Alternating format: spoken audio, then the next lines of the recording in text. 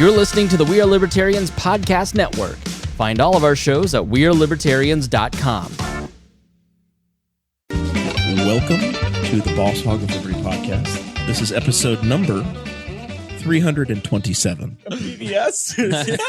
This is we're going to be full NPR today and on our best behavior. Hi. Because this is like Let me do it like NPR. Shut the hell up. Hi. Shut up. We're busy. We are this is like when the teacher has the principal sitting in the back of the class. And she's I never went to school, so I'm assuming. This is how I always pictured it before the movie got dirty. Is that Welcome to the Boss Hog of Liberty podcast. This is episode number 327 of East San Francisco's favorite podcast. Jeremiah Morrell, Dakota Davis, executive video producer, audio engineer, Zach Burcham. We are being audited today by our network brass and his sidekick, and then our roommate Brian. Excuse me, Chief Diversity Officer? What was that word? Did you slur that? Right, you can do it. Officer? He's high on One Pizza too many King. tonight. Pizza King Sorry. really did him in. I had one chocolate covered pretzels and woo. He had the Oh, you didn't have sauce you didn't at have Pizza Brian's King. special pretzels, did you? The ones for his back. Make you feel real good. Dakota, Real Lucy. Dakota, do your part. Today's episode features Mr. Chris Spangle, who is from BET, and he is here to entertain us all, not just Harry. And Harry is here from Low Key Wall. That was very clever. And Harry's here. He's from the Low Key Pulls out Wall these show. quips. We're going to be talking to Harry about all kinds of things, not Not just BET. internet security and IT work. We're also going to probably talk about vehicles, Harry. I hope you're ready. Good. And then we also have Mr. Brian Nichols. We have some from- very passionate hot takes about rotary engines. Be prepared. I have a lot. The Rotary's back. It's great. It's It's, amazing. it's Wankle Wednesday, everybody. Yeah, what? That's a great segment. I'm stealing We that. also have Mr. Brian Nichols from the Brian Nichols Show, who is in the studio, this side of the studio building. I'm your tonight. neighbor, yeah. Weird over here. We just wanted to point out all the dust on the ground and how you've chosen to walk over it. He's a real. He believes in property rights. He only I contends to pay his rent side. on that side Right. of the studio, Jer. There is an empty box of chocolates. There is a box of tea, an open jar of honey. They're on the desk tonight, and that is what we talked about in Patreon. And if you want to hear any of that, then you have to go to patreon.com/BossHogOfLiberty. That's where you can support the show on a monetary level every month. They start out at $5 a month. They go all the way up to $50 a month. Sure do. This show's about our lives in rural Indiana, here to push your boundaries and make you think as individuals. Sometimes we'll provoke you, other times we'll make you laugh, but hopefully you'll always learn something new. Tonight we're going to learn about diversity with Chris. $50 or more a month, Dakota. Who are those people? $50 or more, you get a shout out at the front of the show and your business / whatever you want to plug. And those folks are Miss Christy Avery from all the way in Fort Wayne, Indiana, our favorite Norwex dealer, Mr. Jonathan Phillips, our favorite car dealer in the continental United States, Andy Moore, Buick GMC in Fishers, Indiana, and then Mr. Anthony Meyer, who's I wonder if he's being able to catch his breath after the Christmas rush, or is now just all the returns are being processed. So maybe it's even busier. Did you guys have a good Christmas? Had a great Christmas. Do you have Very stuff good. to return? No. Gift cards? Are you rich in gift cards?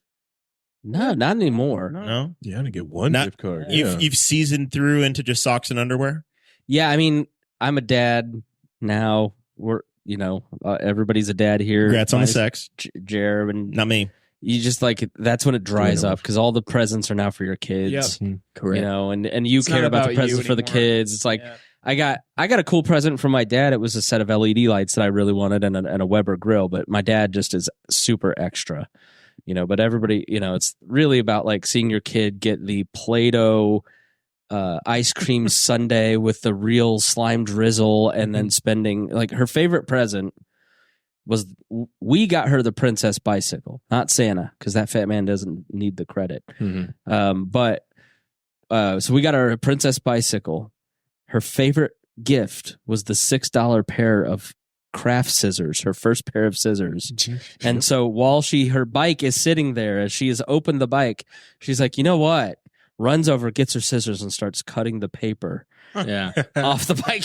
It's just fun how their little brains work. So it was like great for those experiences. Jackson like, is obsessed with scissors. Yeah. Just every time we wrapped presents, it was just saving a chunk of paper for him so that he could cut it into the microscopic pieces that get caught in the rug and you have to sweep up. On your way home, Santa brought her craft paper too, like 2 big things Brilliant. of craft paper. Ooh. And so today, I mean, it looked like a New Orleans parade with all the confetti because she's just cutting. She's cutting me basketballs as we're watching the Pacers. Like, she's on fire. Yeah. I gave Gunther a real pair of scissors finally. She finally graduated with real scissors.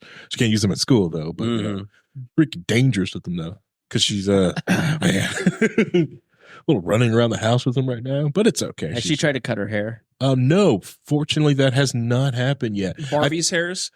No Barbie's hair yet. I think it's mainly because I very emphasis on this is for paper and paper only. Smart, and we have different scissors for fabric, and this scissors are for hair, and those scissors, because she knows these are directly for hair, she can't get That's actually a really good idea. Yeah. Harry, I feel like you're a guy that would have his own dedicated meat cutting scissors. Do you have meat scissors in the house? I do, actually do. Yeah. I felt like Harry would definitely have a set. Harry has scissors for every project. Who doesn't have meat scissors in their house? Yeah, What kind of scissors would you use for chicken? And Yeah, the same scissors I open the mail with. I actually have separate scissors for chicken and pork. I've got one set that the red one is for You don't pork have and the kosher black- scissors? You animal. This is why we had to bring the diversity I don't officer in use to a explain scissors, this just to use you. your chef's knife. Oh, have you never used scissors? I use a chef knife. Oh man, I'm very scissors is skilled far- with it. I don't The need Koreans scissors. are correct. Scissors are far superior kitchen utensil. yeah, I love the scissors. Yeah. Got it.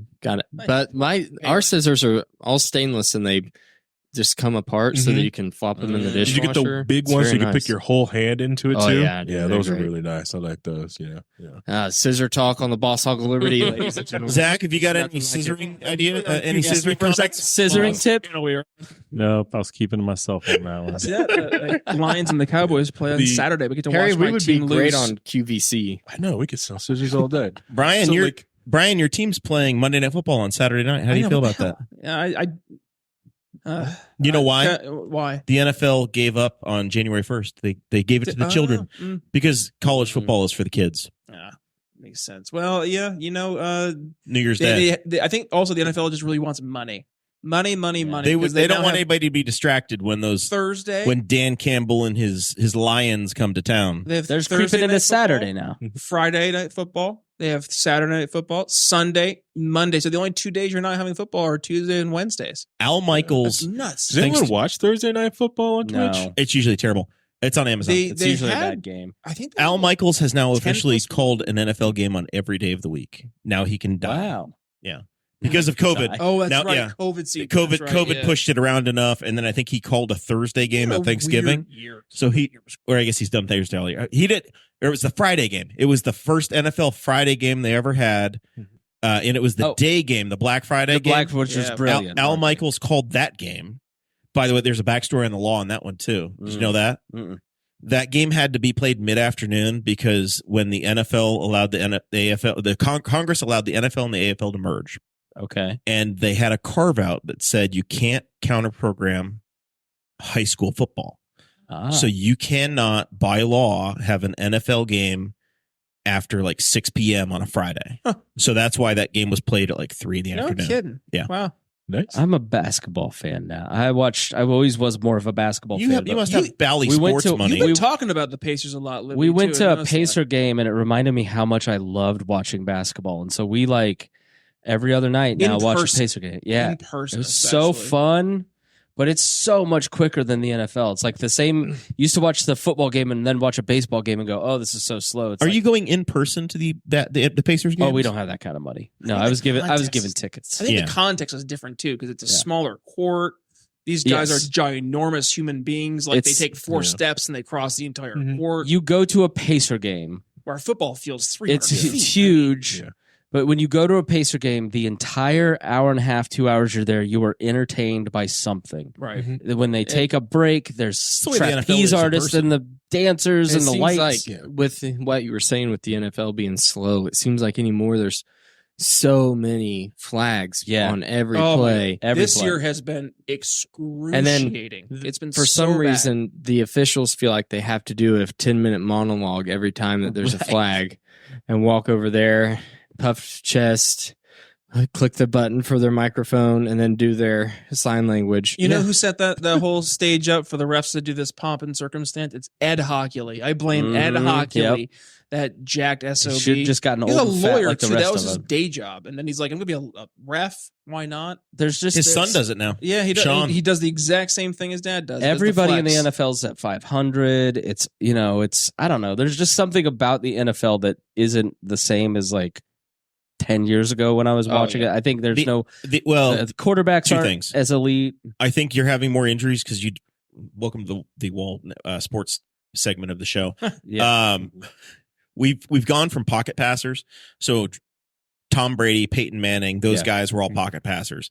Now we've gone to where these guys are running around. So you've got Tua Tagovailoa who gets his head smacked on the ground and misses time. Anthony Richards for the Colts. Anthony Richardson gets hurt. Aaron Rodgers, first damn play of the game, his ligament snapped because he's my age.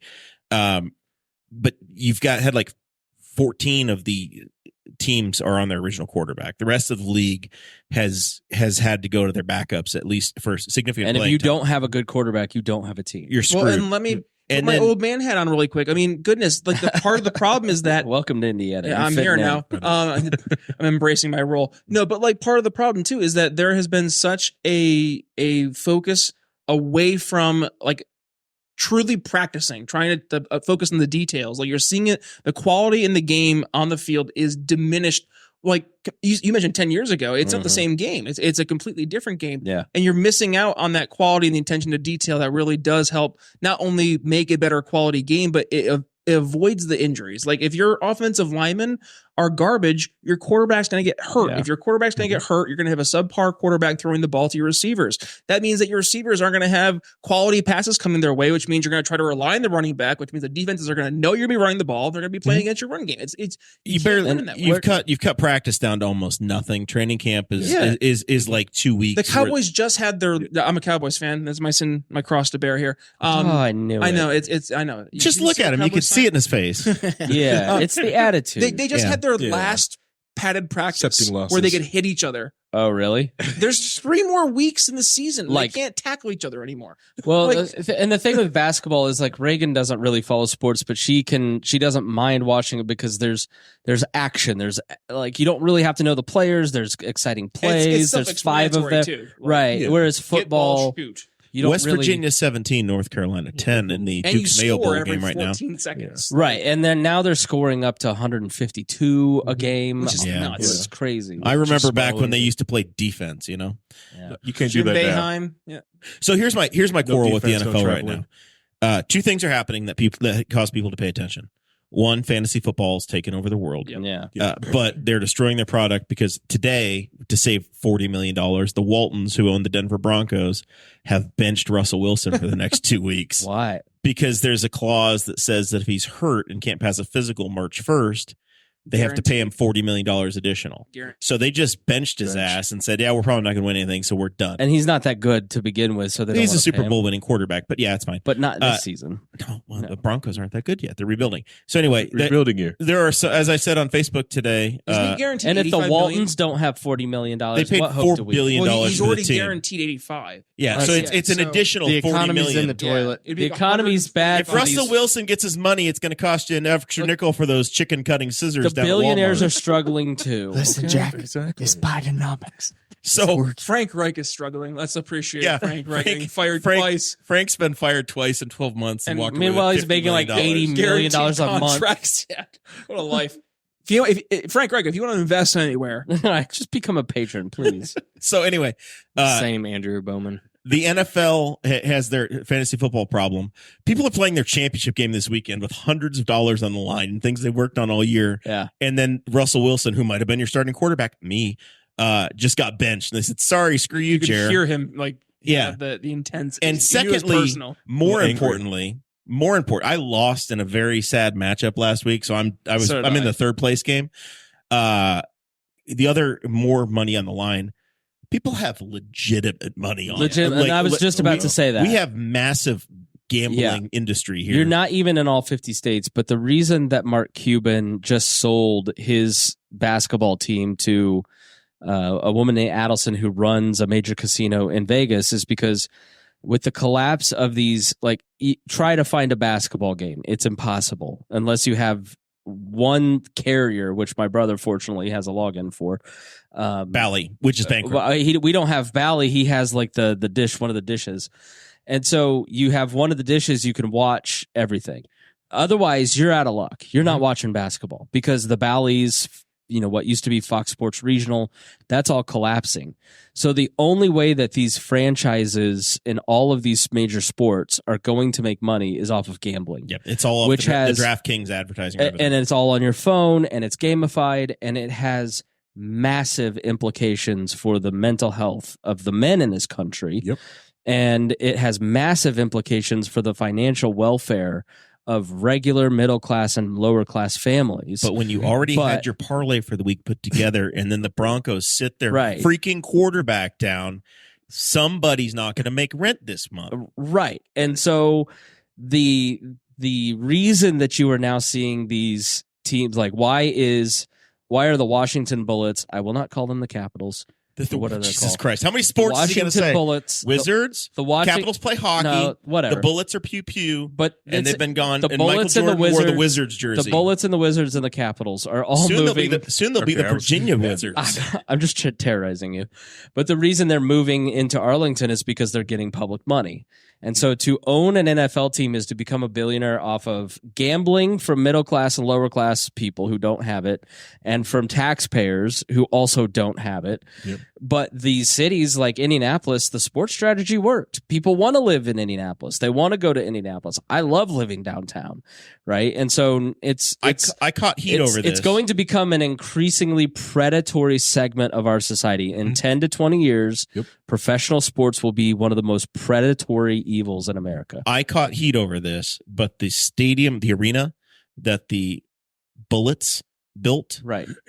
is the same age as Gainbridge Fieldhouse Yeah. is.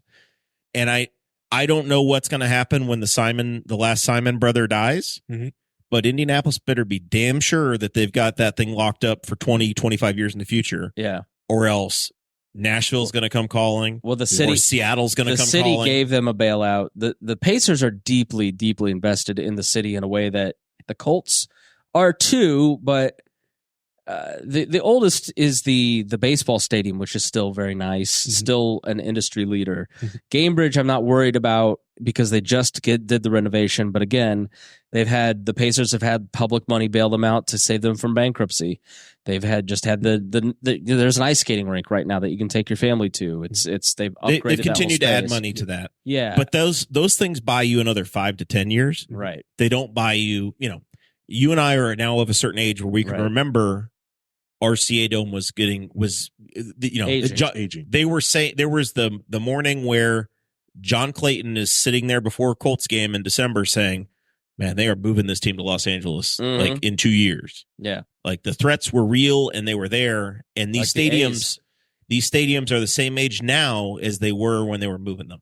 Yeah. And we've now watched an entire life cycle where Atlanta built a stadium for the Olympics. They've already moved on to the new place. Yeah. Like the Redskin Commander football team has two stadiums and they want a third. I think, right? but I think in 10 years, like, first of all, it's the Pacers, and I love the Pacers, but the Pacers are an eighth in the Eastern team and will always be an eighth in the Eastern team. They're not like the Fever, who are going to get 2 first-round draft picks 2 years in a row and be a monster, massive hit, but they're still not going to sell out Gamebridge. The Pacers don't sell out Gamebridge. I mean, if they were the Lakers, then you might have that discussion. But the problem in 10 years is mass transit. The cost to taxpayers is going to be so exorbitant that you're gonna start to see these cities start to push back. It's not like, or say 10, 15 years ago, where the city knows if the Colts leave, we go back to Indianapolis and the whole strategy falls apart. I don't think you could be in that situation with the Pacers, because I think in 10 years, it's like the Olympics. Nobody wants to host the Olympics anymore. Nobody wants to host the World Cup. The benefits now don't match what it costs to do the Olympics. And so you're going to have to see a necessary shrinking of public investment, or it's just not going to happen. You're going to end up in Dubai with just Saudi Arabia, and that opens up, all of the moral quandaries and slavery. Live money is going to dominate American sports in all assets. Yeah, the only way they can make that up is through gambling. So you are seeing pressure. The NFL, the Players Union, has been very vocal about wanting all of these playing surfaces changed to real natural grass. Brenda Greider says, you confused me. I thought it was Thursday. Yeah, it's they moved it for me, and then my photo shoot got moved to noon. So we could have done there. Yeah, you never know. You never know what's happening. The NFL is getting pressured by their union to move to all grass, and they're saying that you just exactly what you're talking about for the World Cup. They are ripping out the sod in Cincinnati off their field and all of these others, and they roll in grass just for the soccer games. Wow. They did it at Lucas Oil when they had a European group come in and they played soccer there. They put real grass down for those games, and they rip it back up and put the turf back in. Hell, they put the monster dirt. Have you ever been to a Monster Jam? Monster Jam's the best. It's awesome. Yeah. So Put the monster trucks with the dirt in the Lucas Oil. Oh, it's awesome. The estimate is it's $15 to $20 million a year. They could do every stadium, and it would cost the team $15 to $20 million a year to do the legit grass.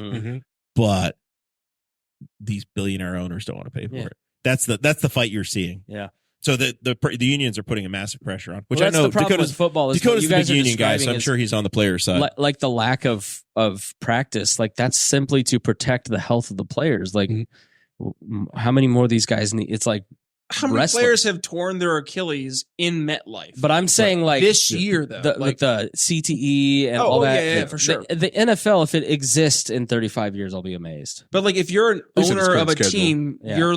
if I'm an owner of a team and I'm seeing the quality of the product I'm delivering be just drastically reduced, and namely because the quality of the players is being reduced because you're losing all of your quality players to injury, I think it just makes sense then to say, okay, we need to make this as an investment. So we're protecting the longevity of the game, but also we're protecting the quality of the product we're putting back out. I mean, this goes back to what we were talking about with the refs and stuff. Like, as the refs have been ruining the game with throwing as many flags as they have this year, more and more people are complaining about it. It's like it's getting to the point now where not only the fans have been complaining, players are complaining, coaches are complaining. It's every single week, but it's impacting the actual like product that's coming out.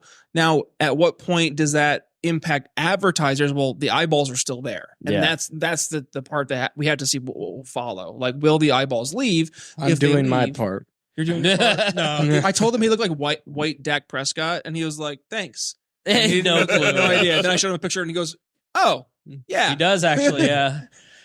And no that's You look mediocre. All right, hey, road to go. let Harry talk. most of the sports fans, for lack of a better term, are kind of like they're kind of stupid because they keep turning in and watching. Even the sport, because we have the same issue when it comes to just sports video game. People keep buying the crap from EA for FIFA and Madden for decades now, and they keep buying, even though it's the same crap, and nothing's changed. And nothing has changed. That's an easy. Isn't that change. the Just don't question buy it. across the board?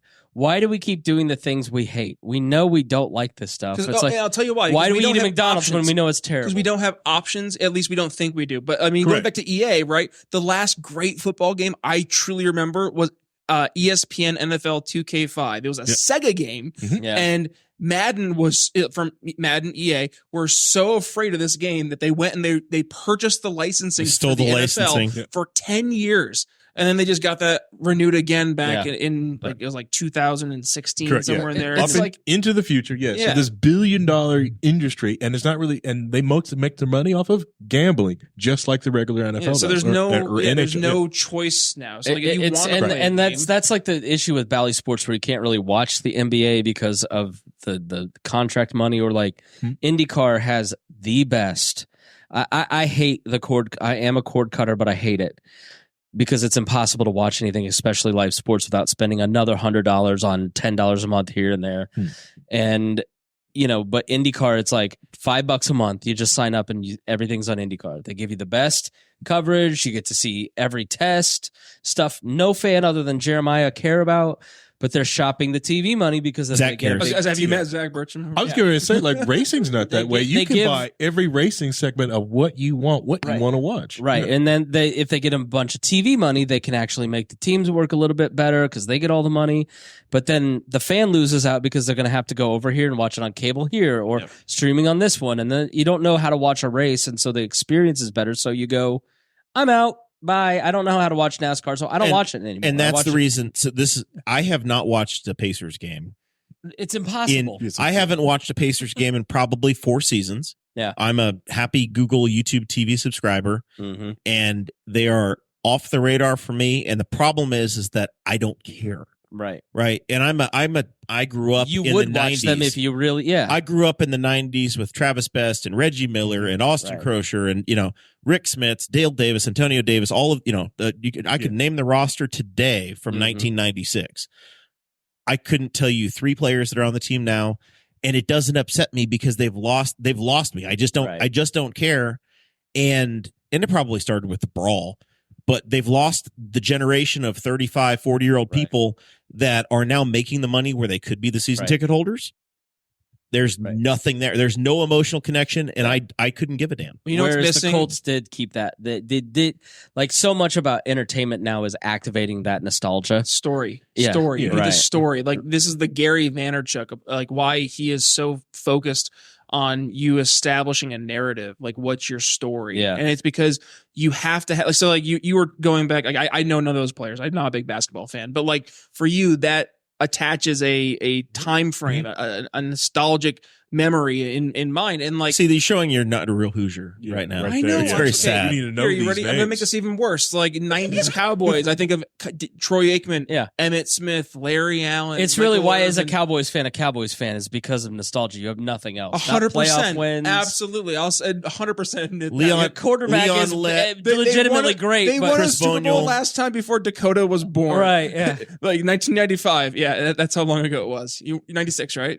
Yep. Yeah, Yeah. it was before you were born. So like, yeah. Well, so, the game was played in his lifetime. but like, think about that. Is that because there was a there you go. story that was being told, and like now that story is something you can tell your kids. Like I was telling my wife, the Cowboys just played the Bills and they got their asses kicked this past week or a couple weekends ago. You're reminding her of It- how you it's won tough. those 2 Super Bowls against them. No. But I was reminding her it was my first ever football game. And it was when I went to go see the Bills in the Cowboys game. It was Monday Night Football in 2007. I brought my dad. It was his first ever football game too. And it was a crazy game. Romo threw 5 interceptions in the first half. Cowboys were getting their asses kicked. They came back second half. They ended up, they scored a touchdown. They were down by 2 points. They went for the 2-point conversion. They didn't get it. Went for an onside kick, got the onside kick.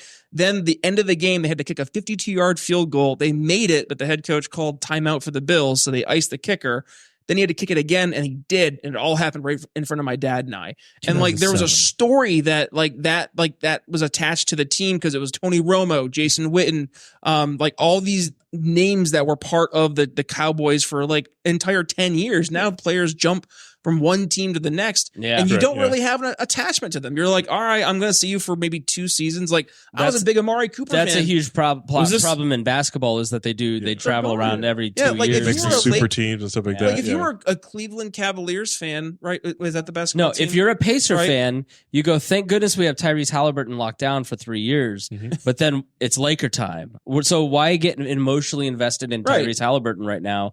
Because if he continues to play at this elite level, just imagine he's if not LeBron going to stay. James had stayed in Cleveland for Right. Yeah. right forever. He would be like an absolute icon, and it would be Right. undisputed. But because he's gone from team to team, and he's like tried to create super teams on all these individual teams, it's kind of like poisoned When- what his role would be, when and there's the nothing to Heat- look to. When the Heat said, "Hey, we can," when the players themselves, instead of general managers, took over teams, Right, and LeBron and Dwayne Wade and was it Chris Bosh. Chris Bosh, when those 3 came to Miami and they said, "We're going to win here," Yep. and the players started assembling their teams, that was the beginning of the NBA and the Pacers becoming irrelevant, Yeah. where the Donnie Walshes no longer could do what they did right. effectively, because there's no way Milwaukee, Indiana, Minnesota, those, the Oklahoma City, even It's now a little better. It's better. I mean, had no ability to compete with that. Boston's still the best team in the East right now, but the second best is Milwaukee because of Giannis, and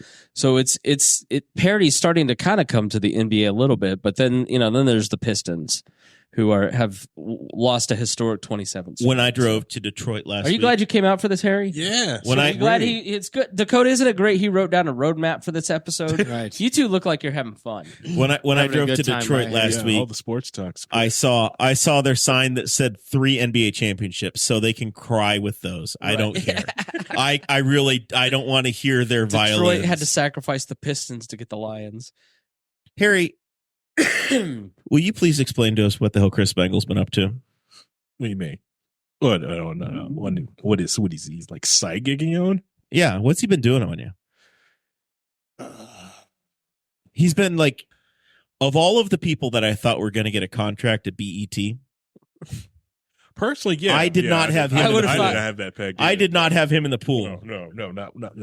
And a lot of the times when I tell people about it, they think it's my other friend Chris that I have. Is he black? Yeah. Okay.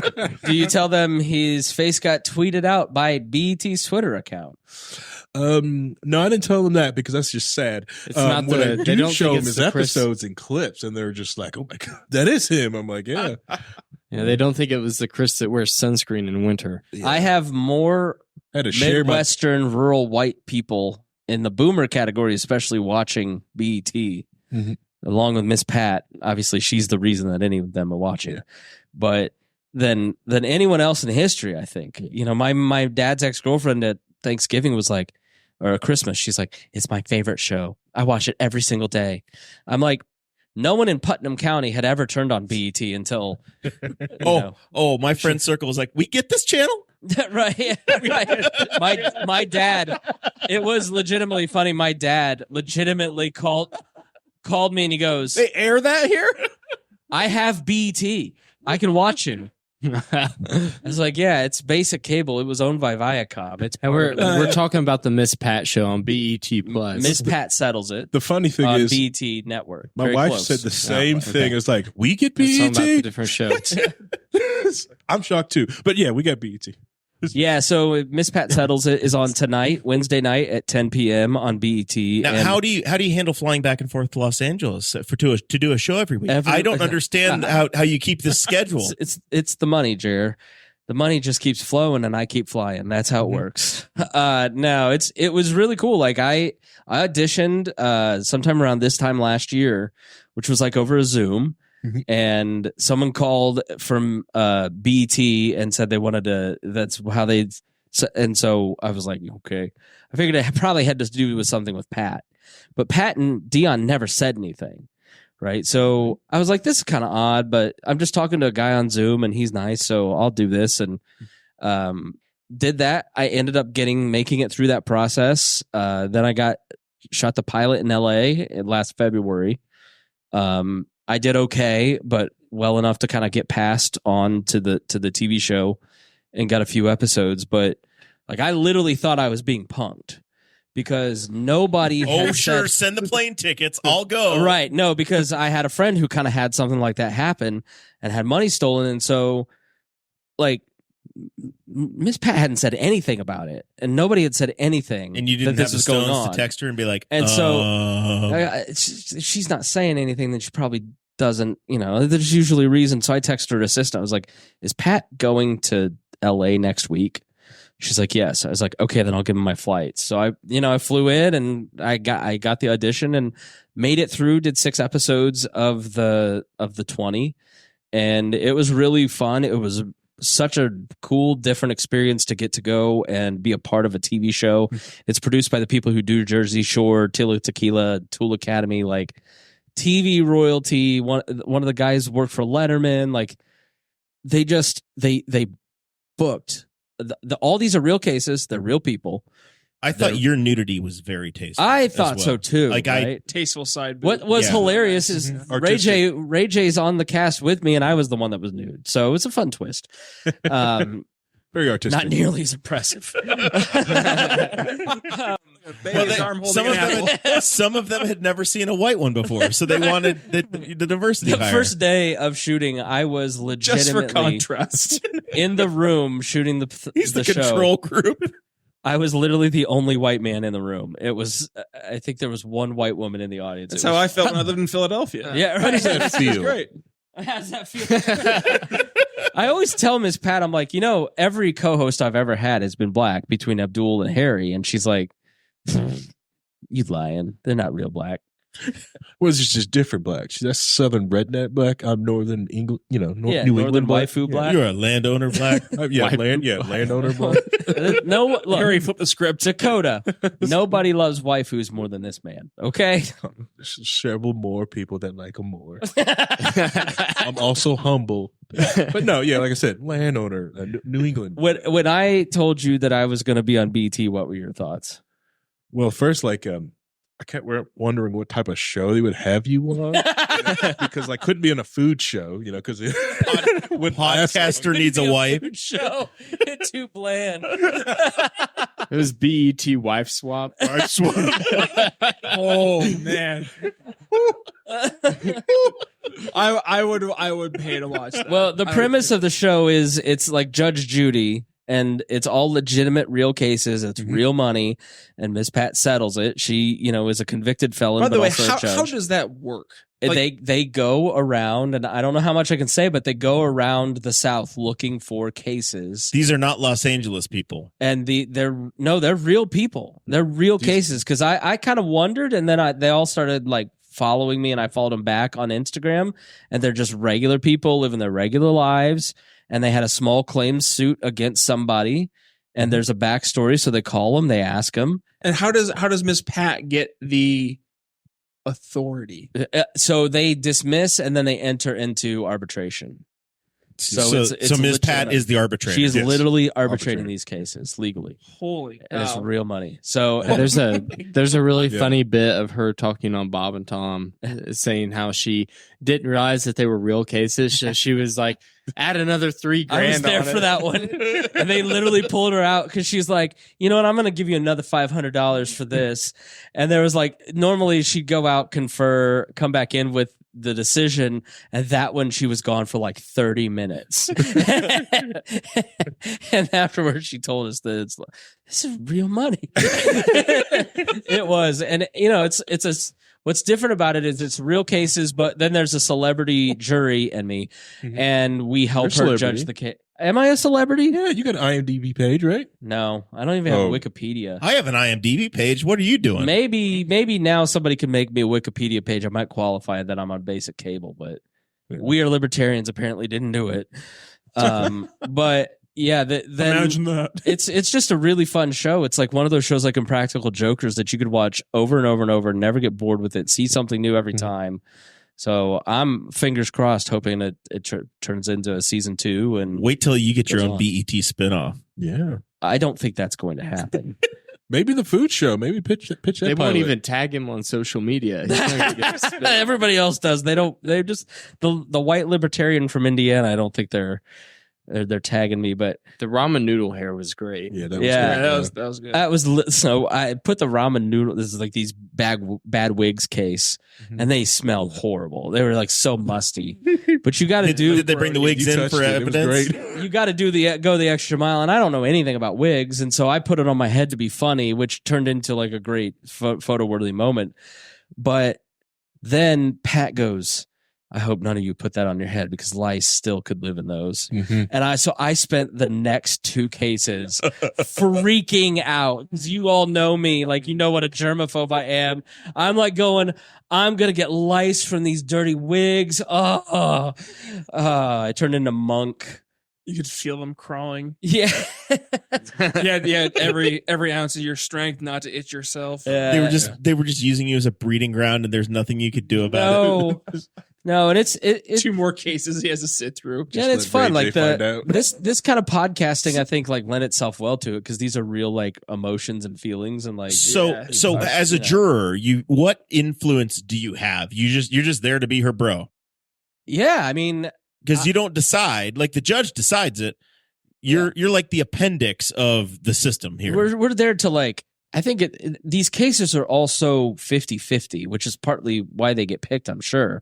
But because you kind of empathize with both sides.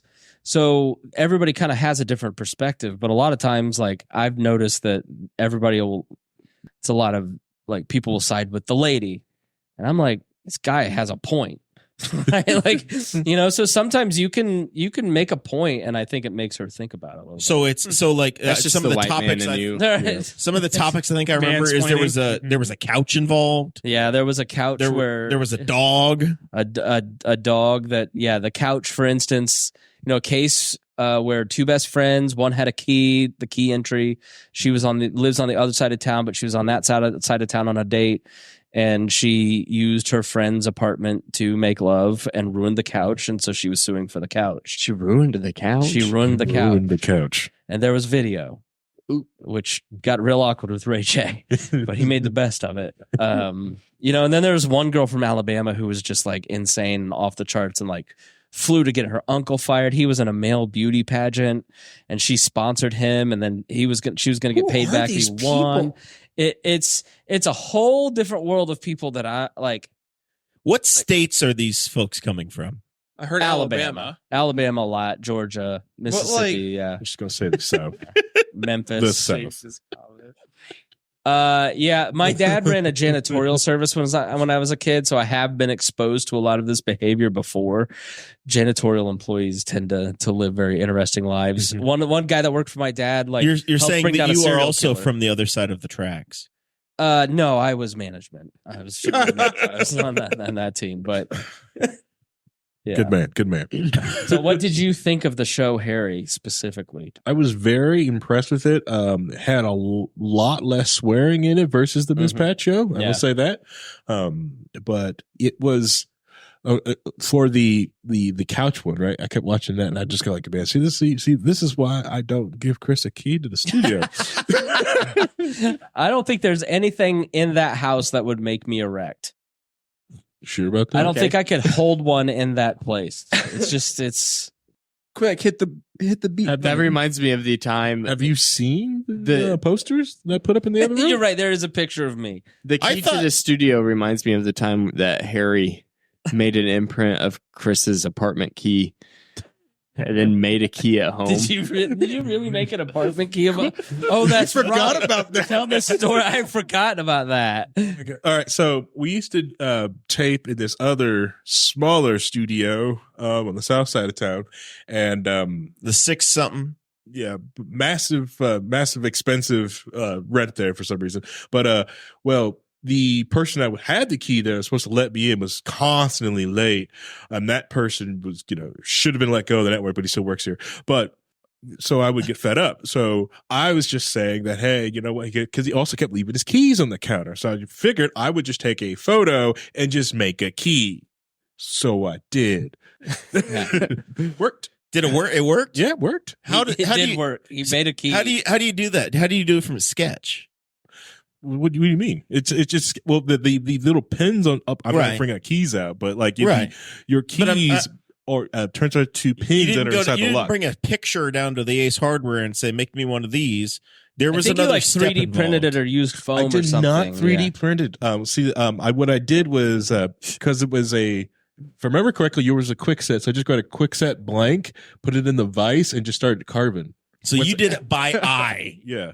How many weeks? This is like. Did I ever notice? This is like Shawshank Redemption shit here. Of how many weeks? How many weeks did it take you to get it to actually work? Harry eyeballed and custom cut a key off of a photo. There was no. Didn't even know that was a thing. Didn't have a kid. The other thing, I did have a lot of. I'm dangerous if I have free time. I didn't have to use it because you afterwards. I think the threat of it, you just started showing up on time. I think because one time before I finished the key, I think you showed up with me with the lockpick set on it. You did bring a lockpick, yeah. We had so much fun. That was. It's unfortunate I got married because it was a great show. If you've left your keys out in plain sight, you have no expectation of privacy with Harry now. No, the first time my wife now met Harry, she was terrified. He started talking about cybersecurity and threats, and global destruction, and she was like, he's terrifying. Yeah, Harry's like, the world is an awful dangerous place, and I'm so glad I brought a kid into it. I think the world. there was a fair amount of drinking. I don't know. Yeah, the world is a dangerous place. Yeah, my job actually talks about like don't get Harry drunk. He'll start talking about like I started to sketch out like the principles on how to make like a nuclear warhead and why. And like You can why tell- it's very dangerous and like what's done with it. You know, What I I've think your learned, quote was, his outlook is darker than his skin. What That's I- she said. what I've learned about Harry, It's a direct what quote. what I've learned about She said it, not Harry me. is that you can tell what kind of a mood he's in by what color he's painted his fingernails. And right now they're very dark. Very dark. They're very dark. So I'm not going to ask a So lot you're of questions. saying, like, you remember the 10 seconds to midnight nuclear watch, the threat level. we're on orange- threat level We're 5. on orange Harry Con right now. 5. well, considering with all the We are- different like ransomware attacks that are going out there around the world, We are- you guys aren't paying attention. We are to? on a code black, everybody. How bad is it? Well, my wife who painted my nails black this week. No, it's just really bad out there. Most companies, for some reason, don't want to either want to spend a whole bunch on their IT budget. I think this year was also big for the companies laying off IT or security teams and then getting hacked 6 months later. I think it was just a meme going on LinkedIn every time. Like, this company got ransomware, like, boom. And I'm just like, what my budget got increased for next year. I don't know about anyone else's. Yeah. It's because their IT department has a doomsday man on staff. Yeah.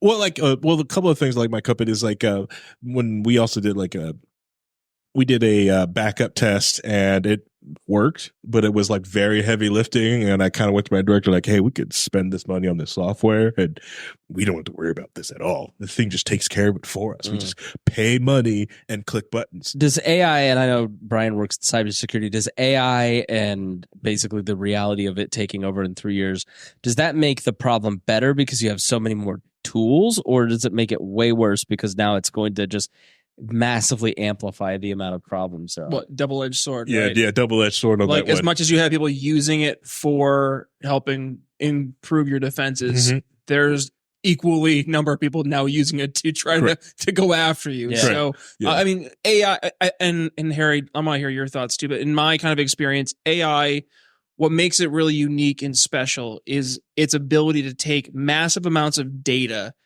and identify patterns.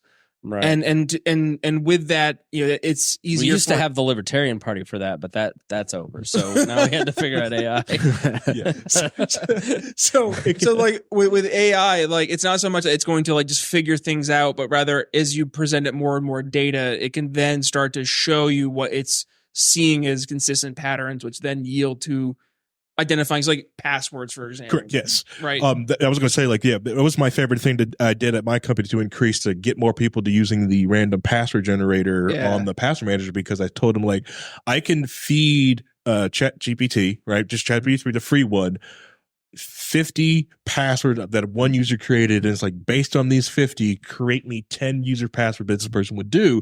And a lot of people was like, holy smokes. It's like, yeah, all I have to do is get one of these lists of one, because you go to IhaveBeenPwned.com, type your email address in, you can probably find it where you've been hacked or where you've been in a data already breach. said you know how all my passwords, my patterns. Yeah, you just have a pattern, you create an algorithm. Right. Well, just like there's an algorithm for the your crap. I want to say this. There's for your card. You can actually you can test this if you get a new card soon. Put your numbers into ChatGPT and tell them to, based off these numbers, what is the don't do that. Sorry, don't do that. Basically, just Ask ChatGPT Google to Michael base- Hastings. based on these number pattern, what my next credit card number is going to be, and 9 out of 10 times it'll guess your new credit card number based off your old numbers. But that to me seems so random because It's not. A lot of your card numbers. because it can It's- see, no. right? Because Right. we're looking. It's like we're looking down a narrow telescope, whereas it's like taking that telescope and then expanding it all the way out. So it's Yeah. getting that same focus. but now it's able to apply that focus Yeah. way beyond the scope that we could So ever. because there's Capital logic One's there. Capital One's pattern is this, and so this person It knows your bank, right? Right. So it knows the first number in your card says if it's number 2, it's an American Right. Express card. If it's a 6, it's a Discover card, Right. right?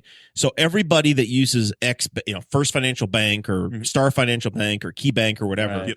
all of those have the first 4 or 6 characters. Mhm. So if you have 16, you've eliminated 8 of the digits based upon the banking Right. system. Mhm. And then I'm sure that the Chat GPT knows what other numbers are issued. Correct. So it can also kick those out. So now you're whittling down your possibilities. Based on also the numbers that have been used and Yeah. things that have been pushed in hashes and stuff like that. So it just And then pulls you out know all that there information. has to be a check digit. So there's certain numbers that are just automatically eliminated. Yep. So you can back your way into a pretty damn close. Yep. The other thing with is it ChatGPT even worth protect? Like you've been so protective of putting Gunther's image out there, for instance, Mhm. and you're very protective of her identity. Is there a point to that even at this point? Like Yeah. 10 years ago, there was a point to it, Yeah. but at this point, is it just going to be so bad in 10 years? There's no hiding. I think the main reason is because of how bad it's going to be in 10 years. Everything's going to be. I think that's even more reason for You it. just the people will be such bigger targets, and you'll be Yeah. less of a target, but you're still a target. But in 10 years, she'll have an Instagram. It was just more of a, Right. I don't want to anything's out there is because it's been leaked out there. Someone else has taken it. But it's more also in the fact that kids can't consent for their photo being out there too. Mhm. She wants to have her photo. You don't want to be responsible for having published it. Correct. Yeah. You I want don't it to wanna be be her responsible. choice when it's her time. Correct. Yeah. Yeah. The other thing with ChatGPT is also to increase the amount of script kiddies, people who don't really understand hacking. They just grab scripts Is that to like do different things. Pip-oopsies or Well, it's just more of never mind. this script here hacks Linksys routers to get me free Wi-Fi. Those are people, and they just pop Okay. those things there. So those tests that you can also get for yourself to help defend against yourself. If you have been enjoying what you have heard over the last 5 minutes, we have an entire show, Loki Wall. It's not That we all can- the show, by the way. Yeah, It's- and it's low key It's on the very WAL diverse. network. Yeah. No, wait, change the name. Yeah. It's- But what I'm saying is that you can get more of this. if you like Boss Hog, You put a but you put a culture, and you put a tech. you put a quarter in, and you want to hear about your network getting penetrated. Or just like because we go around just about everything around like culture and your computer or just things that are out there on the internet. Because these things are just like, quite frankly, fascinates the cast of us. And I also like enjoy just because I think we got done doing the media that shaped us episodes this last year, which I recommend, like, if you guys could ever like do like a top 10 media that has shaped your political opinion or just who you are. Let's see. I'm going to guess Spangles would be the Rush Limbaugh show. No, ironically, everything includes Ray J. I'm going to say It's it was full body. probably the Tommy Lee tape. Mhm. I think Private Parts is probably there. For Oh, Spangle. Private Parts, huge. Bob and Tom show. Private Showgirls? Parts. Yeah. And you were Um, probably what? I'm going to say 10 when I'm going to say What Spangle. was it? Showgirls No, I'm going to say came out in the 80s. I'm gonna say- 15. striptease. G. Gordon Liddy, probably for Spangle. No. Good, that's good. Glenn Beck. Glenn Beck, yes. My biggest media Yeah. influence is Howard Stern, Glenn Beck, I'm back. Yeah. Bob and Tom. Doesn't have to be, I'm not not media influence, more like Mike O'Meara media show. that shaped you. Because like Private Parts like Yeah. that, or like how like the media, like how you watch Top Gun all the time. Okay, no, I would say Married with Children. So to get to the heart of what I think you're saying, like rewatching Married with Children right now, having watched that at 10, 11, maybe like 8 to 14 or whatever, it shaped for a long time my view of women, how women were to be talked about. And it wasn't until I was in my 30s that I really like changed that. And that was a show that shaped me in a lot of ways, in terms of humor, in terms of like just my view of women and what was funny. And It was on Okay, Fox, that so it's makes too sense, scandalous yeah. for us Yeah. to watch in our home. yeah, no, for sure. Yeah. And I wasn't a dirt bag, but I certainly wasn't as respectful of women as I am now, because women in my life said, hey, this isn't funny for these reasons, and you shouldn't behave this way for the, so that's like a piece of media that shaped me for sure. And I rewatch it now and I'm like, oh, That's where that thread came from. Yeah. So like, I don't think for I've ever my- seen that show. I did It's Ghost of the it's Show. Hilarious. Really? It's so fun. Al Bundy. I know. Yeah, I know. Yeah, but no. yeah. So, and honestly, generationally, that was 1993, right? Yeah. Right. You fast forward 10, 15 years, and you end up at Michael Scott in The Office, Right. And, Right. And, right. which That's is Brian's Yeah. wheelhouse. Anything 89 to 96 shaped me enormously, right? Movies, TV. in 2007, 2008, 2009 with The Office, some of the things that were problematic Mm-hmm. in your show's history, The Office also has problems that you couldn't do now. Episode 2 cancels Diversity. The Office. The Diversity Day. Yeah. Yeah. I mean, like, and I can't even probably make some of the jokes. But the thing Sound about like that Cheers, is, Facebook nuked. but the So- thing about that episode and All in the Family, which that gets compared to, and Married with Children, like Married with Children had, it all falls under, it's kind of like Miss Pat's show, like where they're trying to have social commentary through media. Like Married with Children was a show that said, all right, sitcoms are at their height. Everybody wants to do sitcoms a certain way. They're very formulaic. Let's take the formula and do the opposite. The dad isn't a hero. The dad's a loser. The wife isn't also a winner. She's a leech. Like the husband doesn't want to have sex. And then, the neighbor is an empowered feminist and he's like a knuckle dragger. Like, so it was all a way to kind of do social commentary, just like Diversity Day, where they're like, look at this oaf making all of these, because you can kind of see it in yourself and go, all right, I shouldn't be that way, but also it's kind of funny. I think the biggest sitcoms whenever I was growing up were Malcolm in the Middle, Yeah. Reba. Right. Reba? It was the end Yeah, of the that's a sitcom big era, one. Mike and Molly.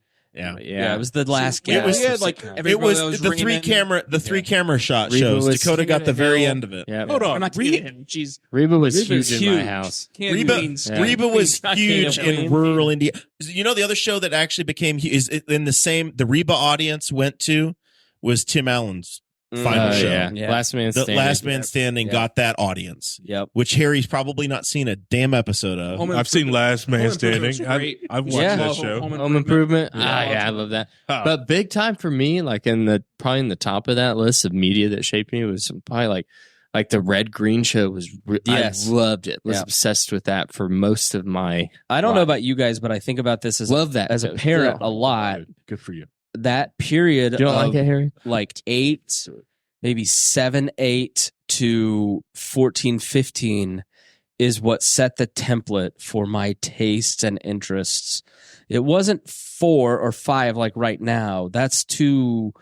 Everything's just like through the brain, but like 8 to 13 years old. But my parents just let me have a TV in my room, and I sat there and I watched from 89 to 96 every sitcom and movie I could. And so, Right. man, I know I haven't seen Grumpy Old Men in 30 years. I watched it in November. Pull your lip over your head and I knew smile. every freaking word to that Swallow. thing because it had imprinted me so I think much. for me it was more from like 14 to 18 is Mm. kind of what set me, because like I'm thinking back to I'm like trying to like what were the things that really were my foundation, and like beyond politics, like yes, politics I've always been passionate of, and that was Right. definitely like from 8 to 13 like it was the Bush 2000 election, then 2004, and I was like really passionate about it. But like in terms of my interests, it was from a cultural standpoint, I think of like 40-Year-Old Virgin, Super Bad, Wedding Mhm. Crashers, Super Troopers, and like those movies were all in my the frat back half. comedies. Yeah, my back half, my younger Yeah. half. Yeah. So like,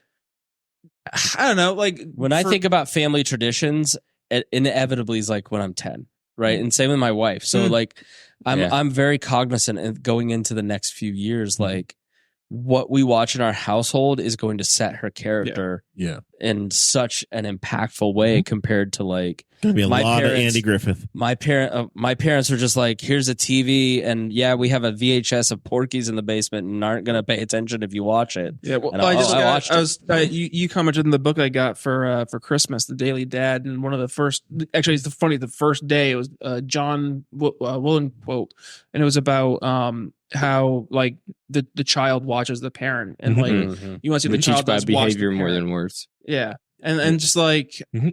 that speaks to exactly that, because like so many people just don't pay attention to what they're doing. Yeah. Right. So we might watch something that we think is like appropriate, but to your point, like it's not. It's here's the view that most of your kids. Yeah, It's the back of your phone, and that's why kids are. If you want your kids to read more, you should also read more. Yes. If you want your kids to learn the violin, then you should be playing an instrument time too. for it. Correct. Like, make it a priority. Yeah. Don't just expect them to be like to take interest. Be like, hey, let's make this and do it with them. Yeah. Yeah, see, I got most of that also from like the Pistol Pete story. I don't know if you guys understand the basketball player Pistol Pete. Like his dad of Louisiana State University. Yeah, you say all these things, Brian. Now, and like Pete Maravich. we raised Jackson that way, and very aware of making sure that we spend all of the time with him as much as humanly possible. We're on your side and here. Now that he's almost 4, it's like, please just watch TV for a few minutes. I have got to get some things done. Right, dude. yeah. Here's a tablet. Dakota, I think you owe Harry an apology. You interrupted him and talked over him. Sorry, Harry. And thank you. We value you, Harry. We value you, Harry. Thank you. Please, Thank go you. ahead. Appreciate that. Well, anyway, so Pistol Pete, his dad, to get him really into the basketball, would play it all the time and wouldn't let Pete play. Wouldn't at all. He was stuck inside doing homework, and his dad was outside playing basketball because he was also time. a great basketball player. Correct. He was playing basketball, doing basketball, practicing basketball, and eventually finally let him play. I'm pulling up a picture for Dakota so he knows who Pistol Pete is. Yeah, I think that's like a huge lesson in sports. You see, like these great athletes, they also had parents who also were athletes and taught that like it's that they got that 10,000 hours of experience by the time they were 14 or 15. Mm-hmm. My worry 18. with like the Pistol Pete story is if I'm doing something that takes away the time that I could be spending with him, and even though it's like it is constructive, maybe I'm going to be doing woodworking or doing something, it's taking time away from him. Would he grow to then hate that thing because there's a negative connotation of my dad spends his time doing this instead of spending it with me? I think kids love what. I'm sorry, Harry. I didn't mean to interrupt you. Please. You're fine. I think you should just combine it because there's a lot of times I do maintenance on the cars and my daughter just wants to come out in the garage. Just wants to be around. She just wants to be around me. There's some of those my things daughter that said works, the other but, like, day, she goes, Yeah. you know, I can't wait till we can read together. Yeah. And I don't read in front of her. I don't take time away from her. She just knows I love and appreciate books. And she wants to appreciate the same thing with me. She was like, you know, Dad, I think I really like the Pacers. I've been watching the Pacers for less than 2 months, but because I've been doing it repeatedly, she's like, I'm going to give this a shot because I think you like, you know, it's just, and he's younger, so he demands more attention. But like once they hit that 5, where kind of we're at with our kids, they have their own interests and they want time to explore that on their own, and they're much more self-sufficient.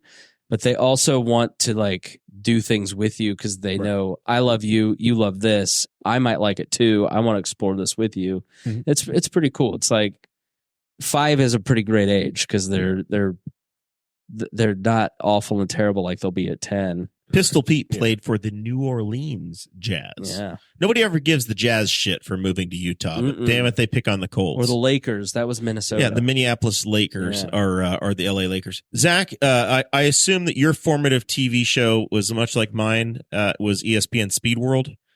No, I was just talking. I watched so much Sports Center, like in high school, like during the summer. Scott even Van though Pelt. it just repeated. I was talking Eisen. to you about it, because Rich Eisen, Scott Van Pelt, Stuart Scott, With his all these lazy guys. eye. It would be the same episode. They just Cool side repeat of it every pillow. hour, but I'd still just watch it. All right. And even when those guys come up, but Another big one, whenever I was in like middle school, was Chappelle's Show. That was stop huge talking in my about shit school. that happened after I graduated college. That hurts. Having 5 hosts on one show at a time is hilarious. Because you know they what all Porky's- talk over each Do other. you know what Porky's is?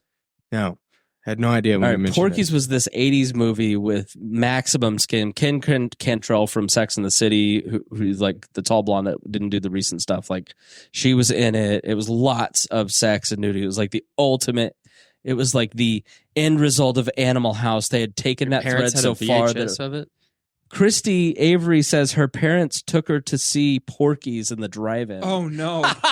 Oh, They had it at a drive-in. I Nice watched family movie. Super Bad with my dad and This my doesn't- best friend, and Super it got Bad's to the a part good idea. where he's like draws pictures of Just you know dick what? drawings? Yeah, okay. I want to make sure I was allowed. It's your show. It's after This 8 one- o'clock. This I didn't want to okay. assume. We're Take, prime time take now. the drawings. If I want to try to real big veiny ones, I believe is the Triumphant quote. Porky's Yes. had live action, real big veiny ones. Women fully frontal nude. Yeah, Allowed active Yeah. sex. Like, I don't know, Christy, how badly that must have scarred you, but it would have scarred you.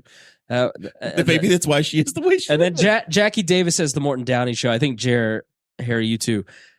Trash Jerry Springer type talk shows. Yeah. In the Yeah, I was 90s, gonna- and then the like Osbournes and the Hogans in the Mhm. 2000s and you know what's Tula messed Cast. all up those is it has reality all shows. transported to like TikTok. Yes. Yep. Yeah, all of that. It's all there now. I saw it when I went to Bob and Tom because Brainless insanity. I'd grown up on reality TV and talk TV and Howard Stern being uber reality. Mhm. And so my style of broadcasting is you just can't help but be authentic, open, honest, let it all out there. And then when I got to Bob and Tom, who were a generation older, where it was, no, we're going to sit down and write the bits. We're going to craft the personas. There's going to be a wall between us Yep. and the audience. And so I would come in and say, let's do behind the scenes stuff. And it wouldn't go for it. All right. It's a different mindset between You talking about it Yeah. going to TikTok? It is interesting because we don't watch TV at home. Mm-mm. We never watch TV, and Mike and Jackson doesn't ever watch TV either. good. His tablet is his TV. Right. Like Yeah. he just gets. It's like, oh, if we're eating breakfast, we're gonna sit down and eat breakfast. Yeah. And usually, Saturday morning is when you turn on the TV. Yeah. He just watches Handyman Hal on YouTube Kids on his tablet instead. We've made a And it's big not point on in our TV. household to like, she hasn't asked for the TV all week, really the whole month, because we've been watching Christmas movies together Mhm. because we've noticed that the random constant flicking to the next thing, Yeah. which he's about to start doing, Yeah. sets that like craziness, right? But whereas when we're all sitting down as a family, she and I There's watch structure. Monk Right. all day. Yeah. And so she's following the logistic, like the logical conclusions that Monk is making in the Yes. story. Yeah. And it's much better for her, I think, Yeah. that way. And then also some of the kids' content they even do on YouTube Kids is some of these awful compilations of Yeah. different shows to get past copyright. And Oh, they yeah. always just keep jumping. Like some of the awful Bluey episodes are on there too. I You just gotta- look up. I ban every video game thing on her tablet. I ban just educational. I train You her how to- constantly have to be watching too, like Yes. and listening. And it's not like he's on his tablet very often, Right. So it's not like if I'm sitting there reading and eating breakfast and he's got his tablet right next to me. It's not Yeah. like Yeah. you can't hear it. I make Gunther watch the old PBS shows that I've got recorded. So like Odd Squad, Big Comfy Couch, those. Do you types of guys, when you're watching programmed television, like watching a series like Monk or whatever, do you have to finish the series? Yes. Do you go all the way through? Like you can't.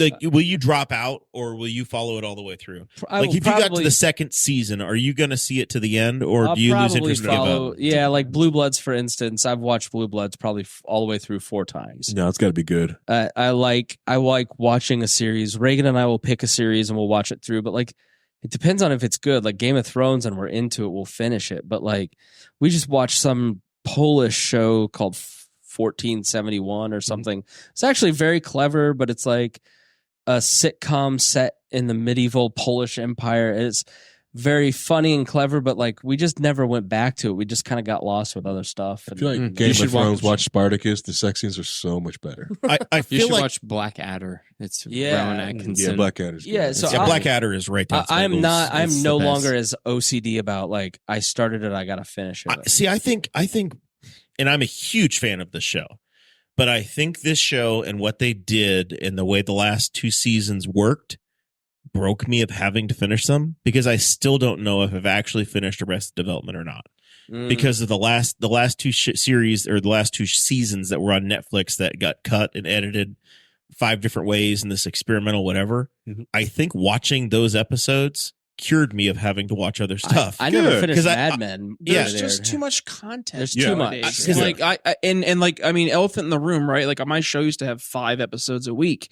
And I saw my numbers just stagnate, and I was like, "What? Like, I'm doing 5 shows a week. I literally am doing 5x the content that I had doing when I first started my show, and my numbers are now pretty much at where they had been, and they're not going anywhere." And I think it was just, content overload. And I look at myself like I used to be dedicated to wanting to start a show and go from start to finish, but it's like, well, now I have 14 other shows I'm supposed to watch, and sometimes I'm just like, okay, maybe I'll catch one episode here and there. Like my wife will watch the rest of The Crown.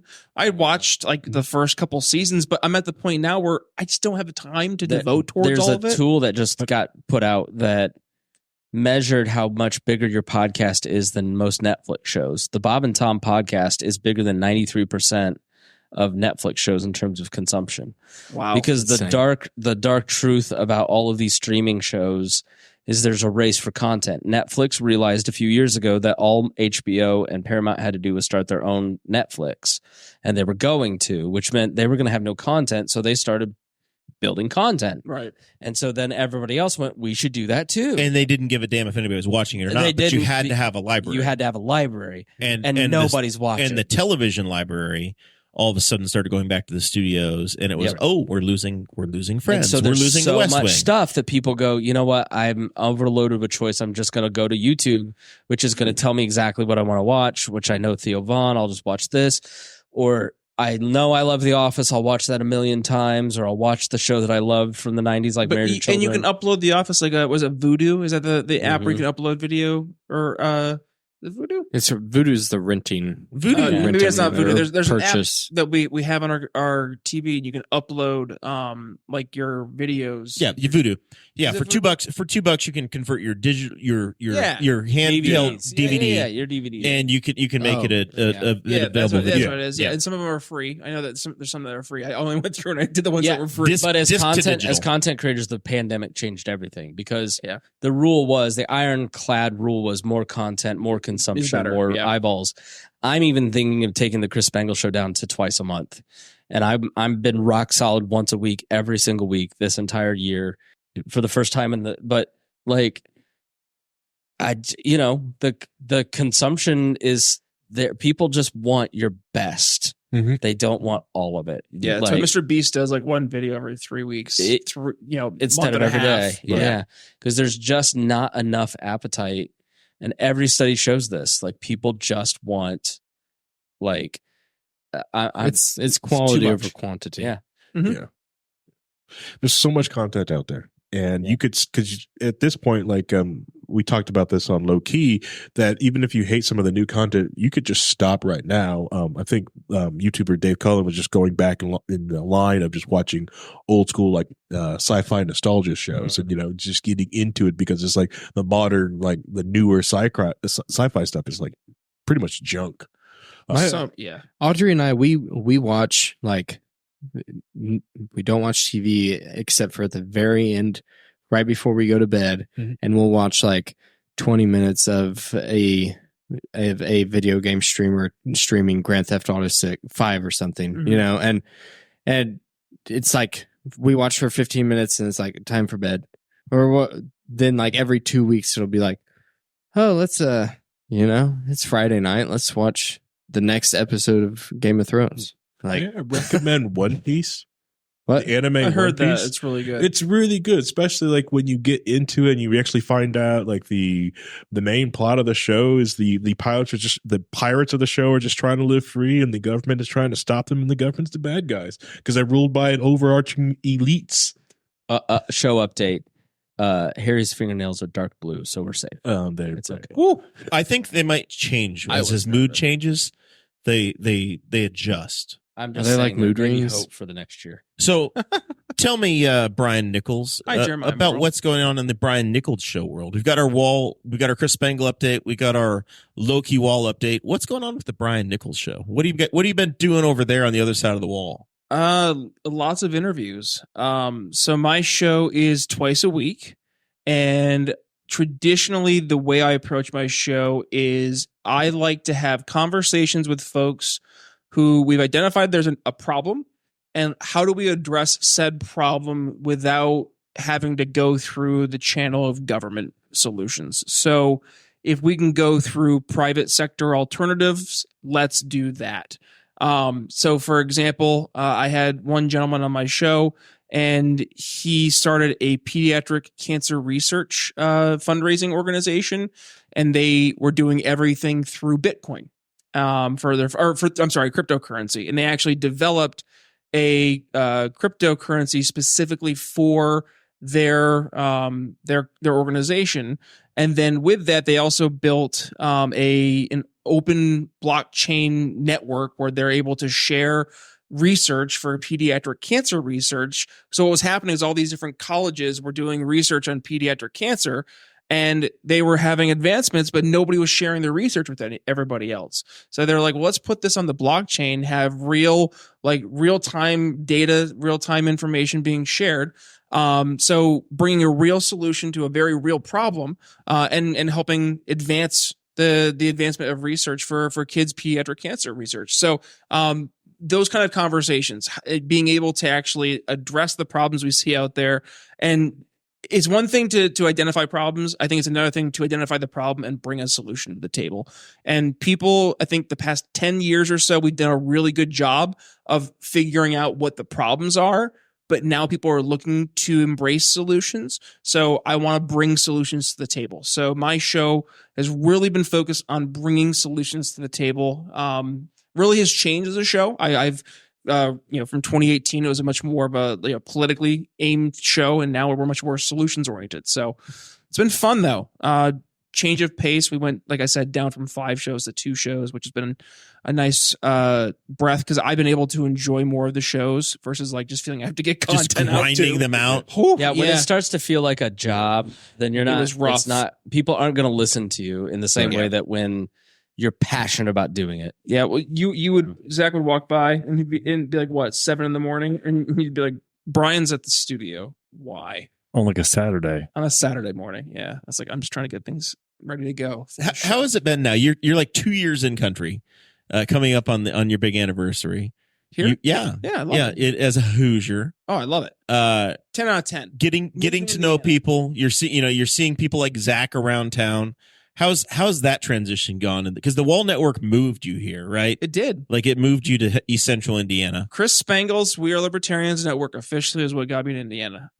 So I remember Sorry, never mind. You came to the pool party and realized nobody had to wear a mask and everybody was shopping and walking free, and you were like, what? Yeah. I was getting ready to say that literally next month is 2 years of you in the studio.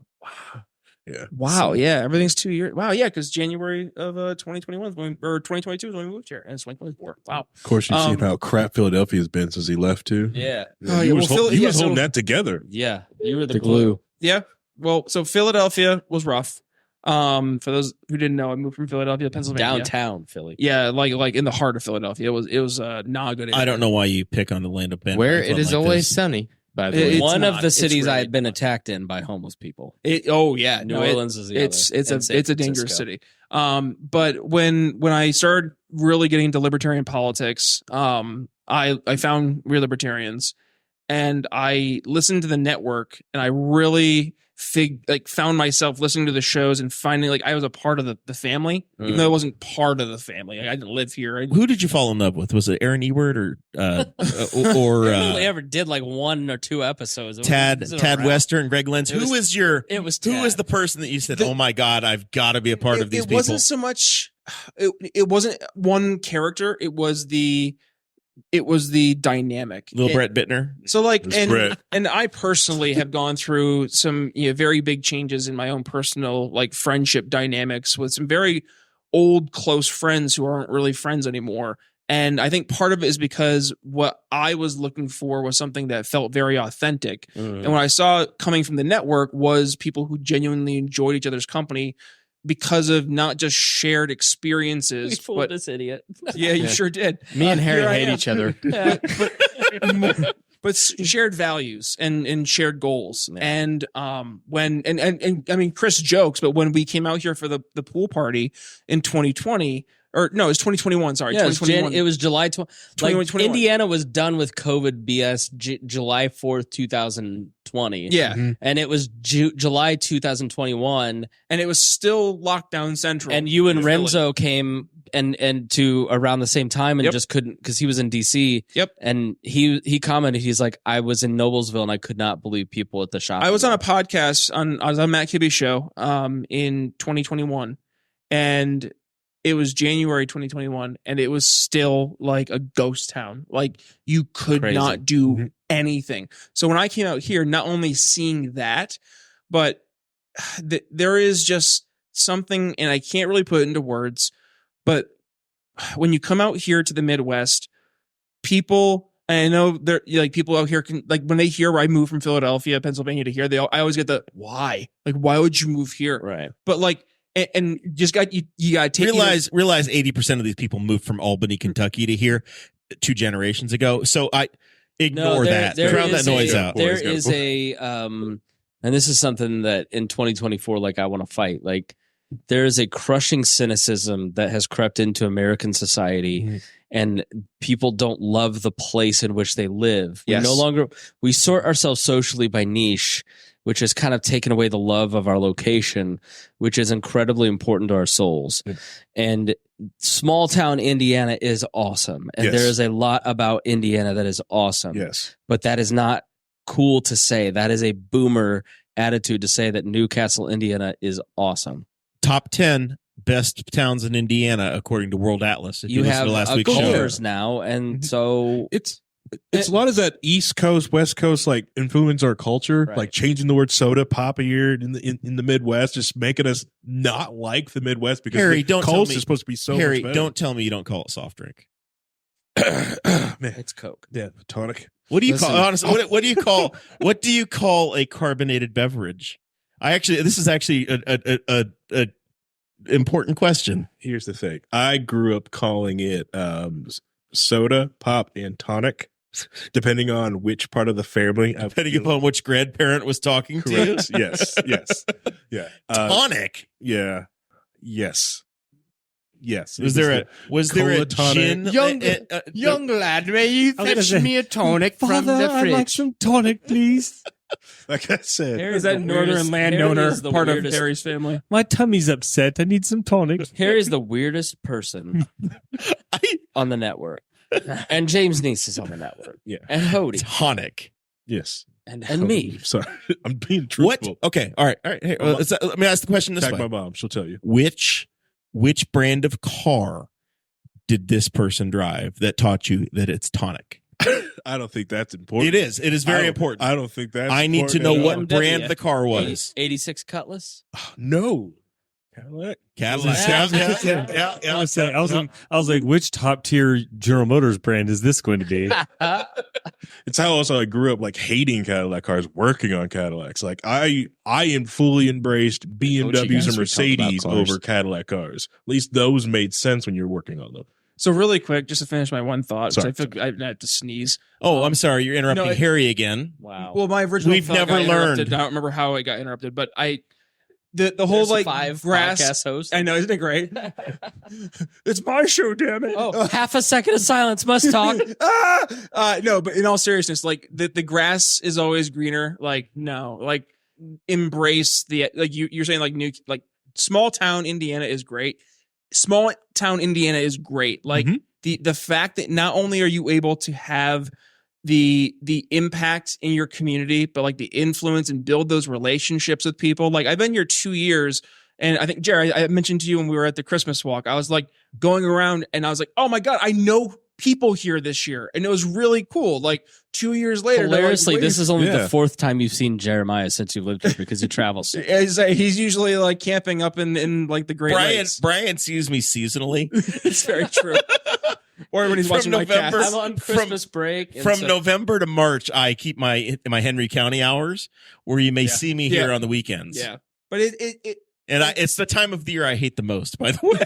but it's so alienating because like when I was in Philadelphia for 7 years, like you are just a number, and it's very weird to put that into context. Like just driving around seeing people that every day that I've seen, like you see consistently, there's just something to People it. start to become an inconvenience and not other people. Okay, Right. we'll leave. The Let's other- see how they feel about We Are Libertarians. The other thing with the small towns is you got to work on the town councils and to get rid of the no fun wine moms that plan a lot of different things. The ones that go, like, oh, we don't need alcohol. Screw you. We need shots. Okay. Lawn chairs, coolers. Yeah, I think there's a huge movement in society that I'm happy about where it's like, I don't know what I was watching, or maybe it's Married with Children, or just like that. Everything is very sexual and everything is very cynical and everything is very gross. And like Ted Lasso comes along and just feels like this breath of fresh air where it's like, Yes, loved it. positive. Season 3 is intentionally garbage, positive. but I don't agree. I I know think you it was don't. better than that's season why I 2. had to say it. No, I thought season 3 was pretty good. It I'll kinda- fight you. No, I thought season Go. 2 was. I just don't want just kidding. season. I'm I gonna don't want fight you. sad Ted Lasso. No. But like The whole series is great, but season 1 was the best. Oh, but just my God, so good. yeah, it was like So good. revolutionary because and it wasn't even that good. It was just that somebody was happy Yes. and it was Yes. family It was- friendly. the glass was half full. Right. I had people like at my office who were sports like meathead guys being Yeah. like, man, that Christmas episode, Ted Lasso, had me crying. And I'm like, who are Season you? 3 where they're in the locker room and they're like talking about show tunes or they're talking about stuff that our dads would have called a certain word, right? Barbecue sauce. Like A bundle of our- sticks. our generation is much A more cigarette in England. a much more family oriented society. It's much more about character. Like it's much less about stuff. Like I don't know. I think, and part of the economy, we complain about the economy and how bad it is, and it's not fair. But I think it is making us more character oriented, like our grandparents. Well, and it wasn't, so Ted Lasso wasn't preachy either, Yeah, right? right. It He- was just authentic. Yeah, It was he good. just, he preached by doing. Yeah. And that was what spoke to it because it wasn't somebody like, you know, that when we all watch those movies and it comes to that one part in the movie where you can just like feel the character is like getting ready to do like this really big woke speech. And Right. you're getting condescendingly spoken to. Like, Yeah, go to the bathroom time. yeah, like there's that one scene in Barbie where the girl goes off about the patriarchy, and I literally was like, oh, here we go. Like I just you can The- feel it. Listen to him bragging about seeing current movies. No, we just watched the Barbie movie, and you were exactly right. The Barbie movie is just like I said, like Porky's was the end result of Animal House, like the Bro movie taken to its logical conclusion. The Barbie movie is the logical end conclusion of critical theory. Yes. It is the politics of it must die in there is no story to it. Tell me the plot. Tell me what the story is there. You can't. It literally Patriarchy bad. right. Like I thought it was very clever satire. It was very well done. The set was amazing to look at, but there was no storytelling to it, which is why nobody's going to think about it in 5 years. Yep. It's not like Grumpy Old Men, which has like a story where you 30 years later, like, where I you love still that. think, and Margaret is hot. Why do we watch Planes, Trains, and Automobiles every single year? Because it has such a heartwarming, touching story that has values in it, but it's not like the Barbie movie where everything is in service to the movement, to the message, the progressive view. And it's totally uninspiring and does nothing to change any minds. It may make people think. I thought it was way better than it was sort of made out to be, but it still wasn't a great movie. So- Right, yeah, it had its points. Yeah. But it just went off the rails when they were just too busy trying to push something. Yeah. We Like, one of just the had biggest our- feminists in my life was like, she was like, "Oh, okay, groundbreaking. The man's an idiot. Groundbreaking. Women, women whose moms are which is worthy." exactly why Bob Newhart didn't want to have a kid on a TV show because it was Really? dad's. Yeah, he was like he's the as his show comes along in the 70s. And it's just a married couple, no kids. And they're like, all right, well, we need to have you have a kid. And he's like, I love it. Sounds great. Who's going to play Bob? Because I ain't fucking doing it. Really? Yeah. Because he's like, I'm not going to do this show where dad's the idiot. And I'm, Right. he refused to do it. And that's exactly where, where Barbie went later. We were watching Christmas Vacation this year. It's annual tradition. We just wrapped it up. Classic. And we're watching that program. And I thought the reason this is so damn relatable, because it was made in, I don't know, 89, right? It's the entire month of December. It's the lead up to it. And now, I think you and I have had this conversation. We're now in our 40s. Mm-hmm. Clark Griswold was 47 years old when the show's Right. on. it's becoming more relatable as you go on. And it doesn't say, okay, we're going to take just Christmas and like this day. It takes the season, right? It takes like December 14th through December 25th. Yeah. Like, or Christmas Eve, I guess. And it shows everything that's happening in the life. It shows, hey, we're going to work. We're schlepping to work. We're worried about the money not coming in. We're worried about these family inconveniences and putting up the lights and dealing with the neighbors. All of these things that you deal with in the holiday season. Yeah. It perfectly connects to the American Christmas experience. Mm-hmm. Yeah. The reason the movies from the 80s and 90s are the best ever made is that they were trained by the vaudeville generation. Mm-hmm. And so the vaudeville generation never really had money because it was all a new industry, new technology. It wasn't advanced. But in vaudeville, you performed 2, 3, 4 times a day or night, every day for 300 days a year. And Bob Hope, Jack Benny, Gracie and Allen, Burns and Allen, they had like these, those old radio shows had like they just had entertainment so finely honed. And then they grew up and kind of became the leaders of Hollywood and then taught that generation of Spielberg and Christopher Columbus and other people. And then in the 80s and 90s, you had the technology settled. You had the wealth to make the movies that you wanted to make. Mm-hmm. And then when somebody gave the keys to John Hughes. Right. John Hughes is a huge theme throughout most of what we've just talked about. Right. Today. Oh, absolutely. You get Hollywood gave people the freedom to experiment. And then when you get to really like the 2000s post-Iraq war, which everything is in service to a message, right or left. Politics now shapes people's views. Those friendships are probably destroyed because of politics. People now select their church based on political views, not based on views of Christ. Like that means you have a golden calf in your life, right? Everything is political now. And so movies now have to fit, Matt Rife, major comedian, never heard of him, big on TikTok, huge female audience. Says, you know what, I need more men following me. What's the way I can get a male audience? Well, there's a formula. Let me make a domestic violence joke. Men sure do love that. That really appeals to men, I think. And then let me go and Jordan Peterson cry about cancel culture while I still cash millions of dollars of checks. Like it's now reached like an absurd conclusion on the left and right where it's also watered down that everything is about the message and it's not about the story that you're trying to tell. That's why something like Miss Pat's content reaches people. Mm-hmm. She's not trying to fit into any stereotype. Like her shows are just authentic and it connects with people. And all these women listen to the podcast because they go, that reminds me exactly how my mom actually talked to me. Not how like some TV show that was crafted by some overthinkers who, never grew up the way, they just all grew up in Hollywood and they wrote the TV show because they think that's what a young black female wants to watch, as opposed to a woman who comes along and says, yeah, I am a black mama and I do yell at my kids and I do tell them to fuck off.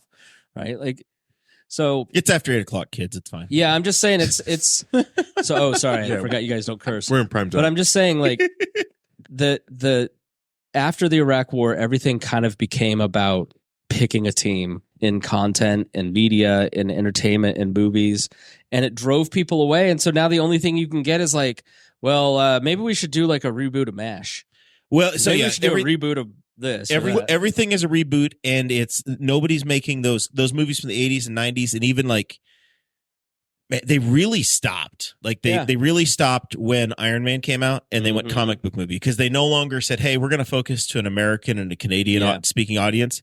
They said, we're going to take a movie that we can make one time and we can spread it across the world and they can't afford to do anything else. We can show it to everybody else. Yeah. So your narrow casting of movies has gone away. You have it in podcasting form, you have it in YouTube, and you have it in shows like Ms. Pat Saves the World, but you don't have it in the general audience movies anymore. No, because they can't afford to do it. Yeah. So they can't afford to take the risk. You get the trashy Marvel movies. Yeah, you get what they know they can make money on. But that's the thing that I disagree now because Disney just showed us they'd lost over $1 billion this year trying to rehash what used to work. Indiana Jones lost them like what 200 something It was a good million movie. It was dollars. better than Crystal Skull. That was wasn't not a good movie. Yeah, it was not better than Crystal Skull. I will watch Crystal Skull in the It movie lost theater them $200 tomorrow. million. No. Marvel's lost them. It was the You're worst. talking about grossing- people who are stuck in a framework that they can't get out of. No, but because I'm they're saying, locked in by shareholders. But that framework though used to work because they did 26 movies from the Marvel universe, but they were all crafting into a story. right. So it worked, but it was because it was part of something that was more grand. Then you go to the next phase of that, and they lost that storytelling arc because they introduced the multiverse, and now there's no consequences. Oh my gosh, this character died.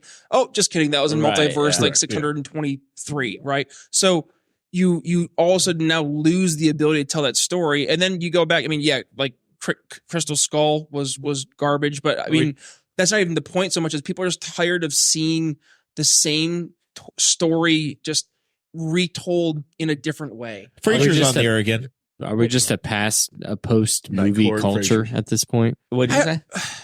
I said we could just be a post movie culture. I don't think I have don't think to we're be. there. That I don't no. think I mean maybe like I think you can watch a YouTube video and there's this guy named Dean Lantini that I watched that talks about Christian stuff.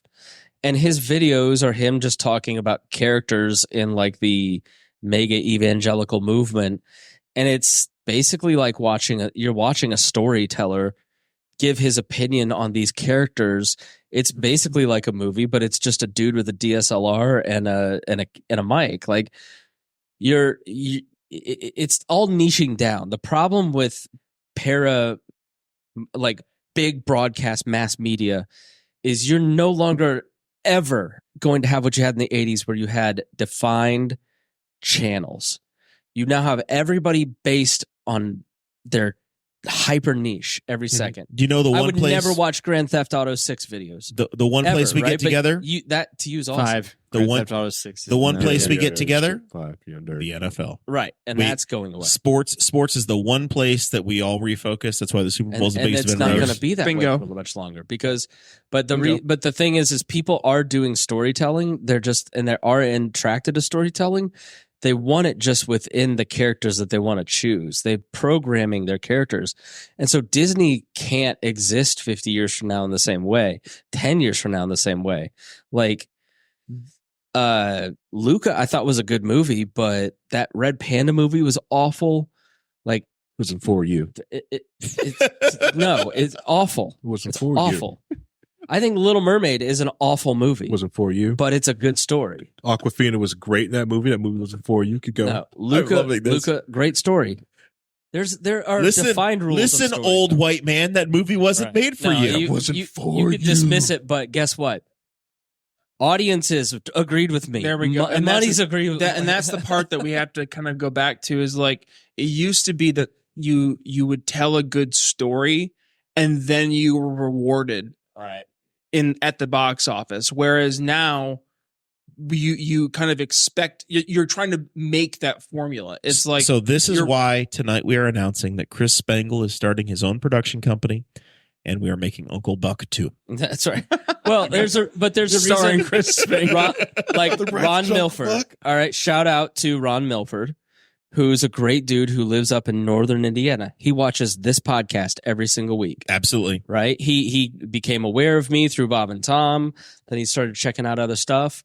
But why does he like this podcast? Because he sees people like why does Craig DaCosta watch from Hawaii? He supports the Brian Nichols Show Because Craig says it reminds me of all the dumb idiots in my town. It's you guys are Mayberry, you're Andy Griffith. That's why that show still works. It's just entertainment has changed to the point now where a guy from I think it's Warsaw, Indiana, will watch Newcastle people. Is it talk Wabash about or stuff. Warbash? Or Warsaw? Warsaw. Nobody knows. It's But- impossible to know. You know, it's not something to be mourned that that Marvel movies are the only movies they can make. It's a great opportunity for you to buy a DSLR and become a character like these two, Yes. you know, and God damn it, do I'm your genuine. own content. Yeah. walk away, make your own. Yeah. Yeah, it's a perfect opportunity for it. There's tons of different venues for you to release your own content. I don't know Add what content out Harry's watching and talking about half the time in our posts, but we're still friends. As much as I would like for this to be an old school wall episode on a Saturday morning where we go for 4 hours, Let's go. it is a school night. And I some got- of us, It is true. I got yoga Some at of us- 5:30. some of us have work in the morning. Oh, I'm on vacation for 2 weeks. I know. I cannot believe I You want to messaged do some Chris yoga and I tomorrow? said, I don't know what we're going to do this week. Maybe I can get Chris to come out. I said he's going to tell me no because this is his hibernation period. But he instead was just moderately difficult and said, "Oh, I couldn't possibly do a Thursday, but maybe Wednesday." And then we get through Christmas, and I'm like, I did my negotiating on this side with these guys, and I got a Wednesday commitment. And yesterday, Spangle's like, "Oh, is that still on?" I'm like, "Yeah." And then Harry, just out of curiosity, when did he contact you? And was it Sunday? Contact, yeah. It was like All Saturday. right. And honestly, when he messaged me, I even was like, yeah, so like which Wednesday in January? It was like, what? This one? I literally, you can just look at the text. It's like, I would have loved to not have come here. I would have loved to have stayed home. But as many of you know, I am now married, which means I can no longer relax in my own house. That's not allowed when you're married. So Newcastle looked appealing. so true. Sitting around and watching Hitler documentaries for 2 weeks straight is no longer on That the version agenda. of Chris is dead. That has been murdered. Not dead, murdered. Sad. Brutalized. Sad. Oh, what are you doing up there? I need help cleaning the house. Well, why are you so grumpy all the time? I don't know. Maybe it's because you won't let me watch Monk and play my video games See? by myself. That's why you All gotta right. get a smoker, be outside, chopping wood all the time. You've got to choose a side. Coming out here I had- now was my hibernation because I got an hour to myself. Well, Yeah, quite Hey. a bit more. You were at Pizza King at 4:45, and it's 9:30 now. I love my wife. She's he very was good. he was eating lunch with the 4 o'clock senior citizens crowd. I am In 1 joking. hour. I love my wife. She He's lets told me he's do very what I want. happy. But Some there is people- a grain of truth in it when you have a family and you've got a wife. Like things are different than like 5 years ago where I could just sit for 2 weeks and not answer the phone and not go anywhere. And so something like this is fun. but- So we are at the point in the show where we do our final thoughts. Christy Avery is politicking for 4 hours. I know, 4 no. hours. 4 hours. Christy, here's how you get 4 hours. You press rewind and you start from the beginning, and you catch the hidden nuggets in here because they were 7:44 is when we 7 hours. We're started. an hour 40, and I think Yeah. we were around 30 minutes on our Patreon part. Our Patreon segment was I'm pretty long. definitely tired. You I'm look not at feeling it. it. I can see it in your I can face. see you too, old man. You and me both are like. Diet Coke, That's said it. pizza. All right, real quick. I'm That's trying to why work I'm my way into wired. final thoughts, but this, I'm trying to get out of here before my house alarm sets at 10. I don't know if I can remember the code. You haven't been out that long, huh? Dakota will be sleeping in the truck tonight.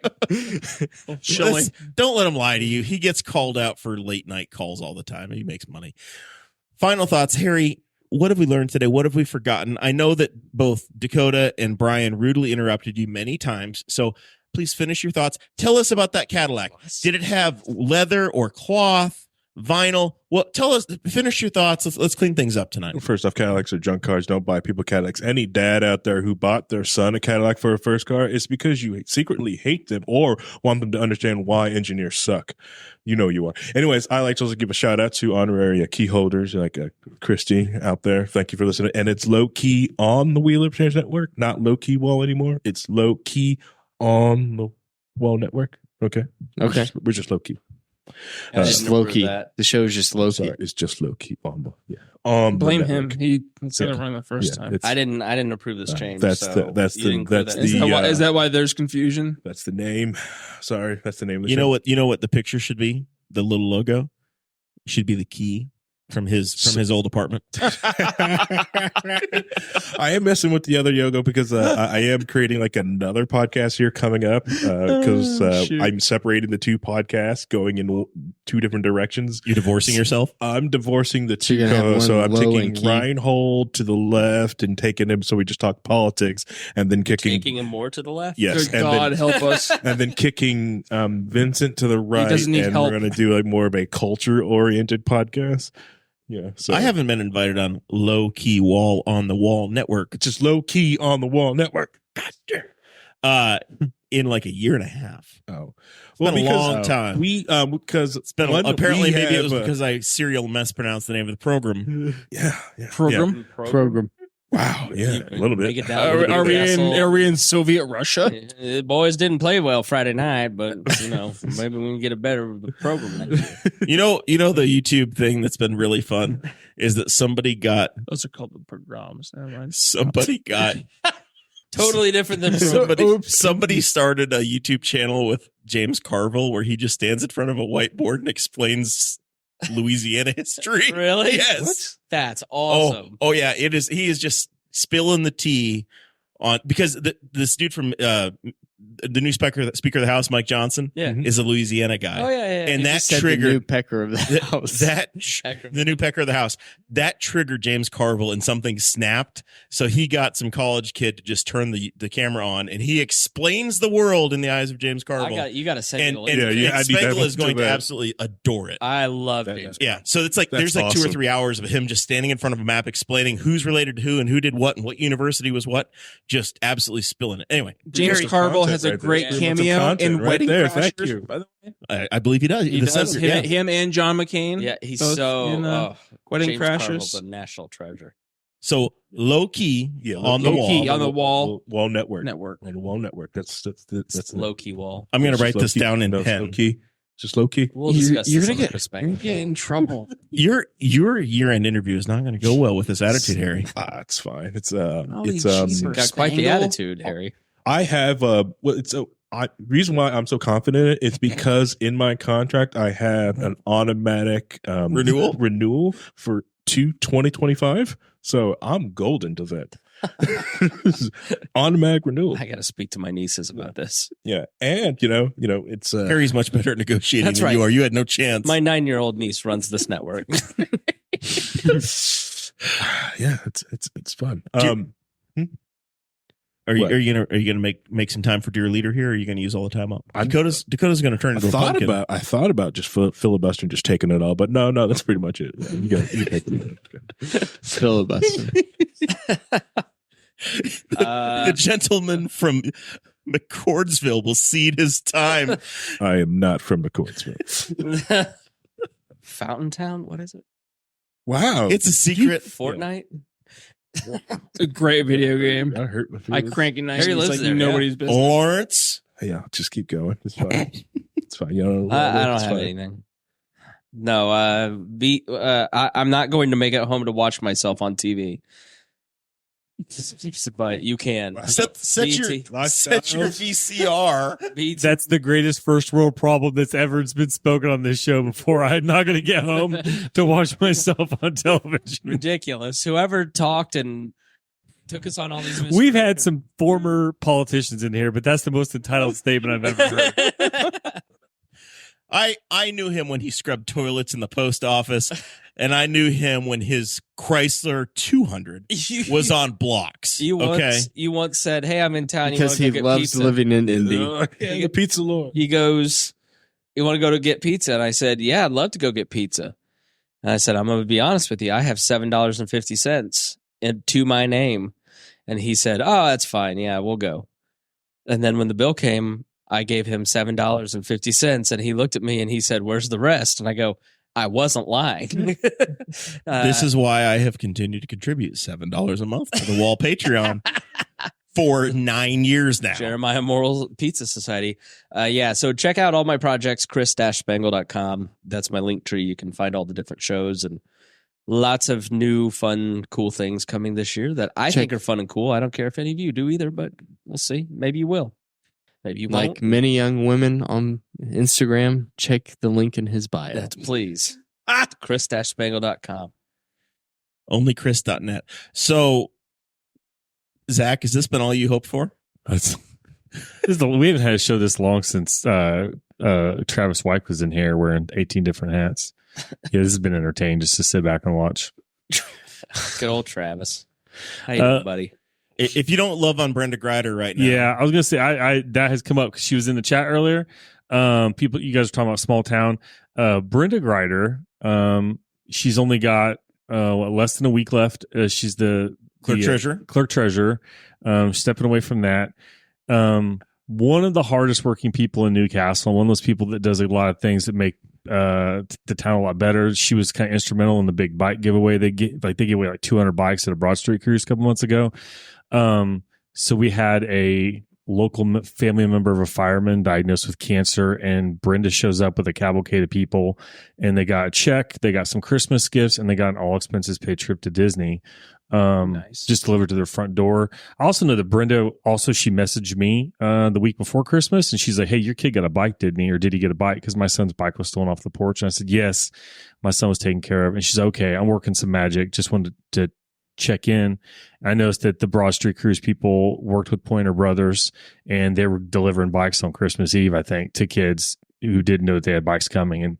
And they weren't like, nothing to knock on Walmart. They weren't Walmart bikes. They weren't Huffies. No, they were like custom painted Pointer Brothers bikes that were like sweet looking. So Brenda's been working, and she's also a prime Santa's helper for all the kids that mail stuff to Santa.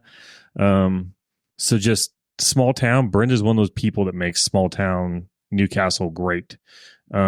And she got a standing ovation at her last city council meeting, and she deserved it for all the stuff she did out of the city council. That's the least of the work she does for the community is in her elected position. So kudos to Brenda. I'm not sure if she's still listening, but she should. Maybe find past out. her bedtime. Yeah, it might be past her. But she should. Me too, take Brenda. whatever vacation time she had, just burn it. Dakota, the youngest person in the room, is Yeah. exhausted. Yeah, It's true. Dakota, when I met Dakota, he was 77 years old on the inside. It's And only I could got- see it in, He's all in like Jackson's eyes. he's on like his Jackson third has Buick. inherited it too. Yeah. Jackson's 3 going on 47. He's like, I guess we'll have pizza now. Yeah, I mean Dakota's he's been through Buicks, not a Buick. No, I've only had one Buick. You do that phrase, but that's all I'd say was Wow. shout out to Brenda, and now on to whatever Dakota's final thought was, which will be probably good night. We're just going to skip right over Hey, Brian. Zach says, well, we're done with Yeah, Dakota, make it quick. Brian. I cede my time to Brian. I'm getting tired now. I've grown Brian, you have no more than 10 minutes to tell us you love us. I do love you guys. I would just reiterate the point Harry made about cybersecurity threats. So one of the things I'm doing here locally in Newcastle is I partner with a company that does cybersecurity penetration testing services for small and medium businesses. I knew I couldn't say it without getting him to giggle. But no, it's going into 2024. A lot of companies, especially if you are in a regulated industry. So I do a lot of work with like credit unions, banks, anybody who has any private information, has to deal with like HIPAA, PCI, stuff like that. So if you need to have a penetration test, I know I just gotta say it one more time for Chris. Please give me a shout. Brian Nichols Consulting. I'm located right here, literally next door, on Ray Street. So yeah, happy to help. Somewhere north of Q. Did you say For the pen long-time test? listener. Pen test, yeah. I'm gonna say penetration test one more time for Chris, just because, just to get into. If you need penetrated, call Brian Yeah, Nichols. yeah, there you go. 765 Now, will I give you a 529. shout before or after the penetration test? You know, it depends on how much we find, Chris. During. Really, it depends on how much we find. Yeah. No, other than that, though, no. Brian Nichols Show. You can find that wherever you listen to podcasts. I've been doing the show since 2018, so I got 800 episodes. It's wild. And other than that, no, I love being a part of this great network. It's good to do these in-person conversations. So usually my conversations are like on a computer screen. So Isn't it nice to get invited on a show once in a while? sure is, Jer. Name me a Saturday First where you're off- ever in town. Yes, right. You're never in town. We invited you. I did You not invited- ask for the finger Friday night pointing. at 9:00. That's his fault. That is my and you invited me the day No, before that's- saying you qualified your ask saying, I know it's probably a long shot. I'd forgotten. We decided on Wednesday. I was And so then- upset. Friday came along and he goes, did you invite Brian? I was like, shit. I was so upset. And I would have been able to probably figure a way to make it work, but then I was like, just It was- 24 hours, 9-month-old, just no. I get it. I mean, I have a younger child, but I made it. It's okay. It was a Brian episode. Congratulations. We needed You did. Brian for that episode. Dakota, what Sorry. have we learned today? Nothing much. Dakota. It was entirely a waste of time. I'm sorry I was here. Dakota is struggling to stay awake I'm right just now. tired. He All I can say. ate 7 chocolates and I then ate fell asleep. but it's chocolate. They're literally 4 years old. Tired. A finger Last dip night of we honey. had a candy party. Reagan and Matthew went to bed at like 8. And so Eleanor and I stayed up till like 11. And she ate more candy than she's ever eaten in her life. And then she's running around. Can I go to bed now? That's exactly what happened with Dakota right now. That's exactly what's happened to me. I've been up since 4:30 though. Same. It's just the way it is. I'm tired. Should do more yoga. I was up why at don't you work 4:30 out? exercising. That's what I was doing. Same.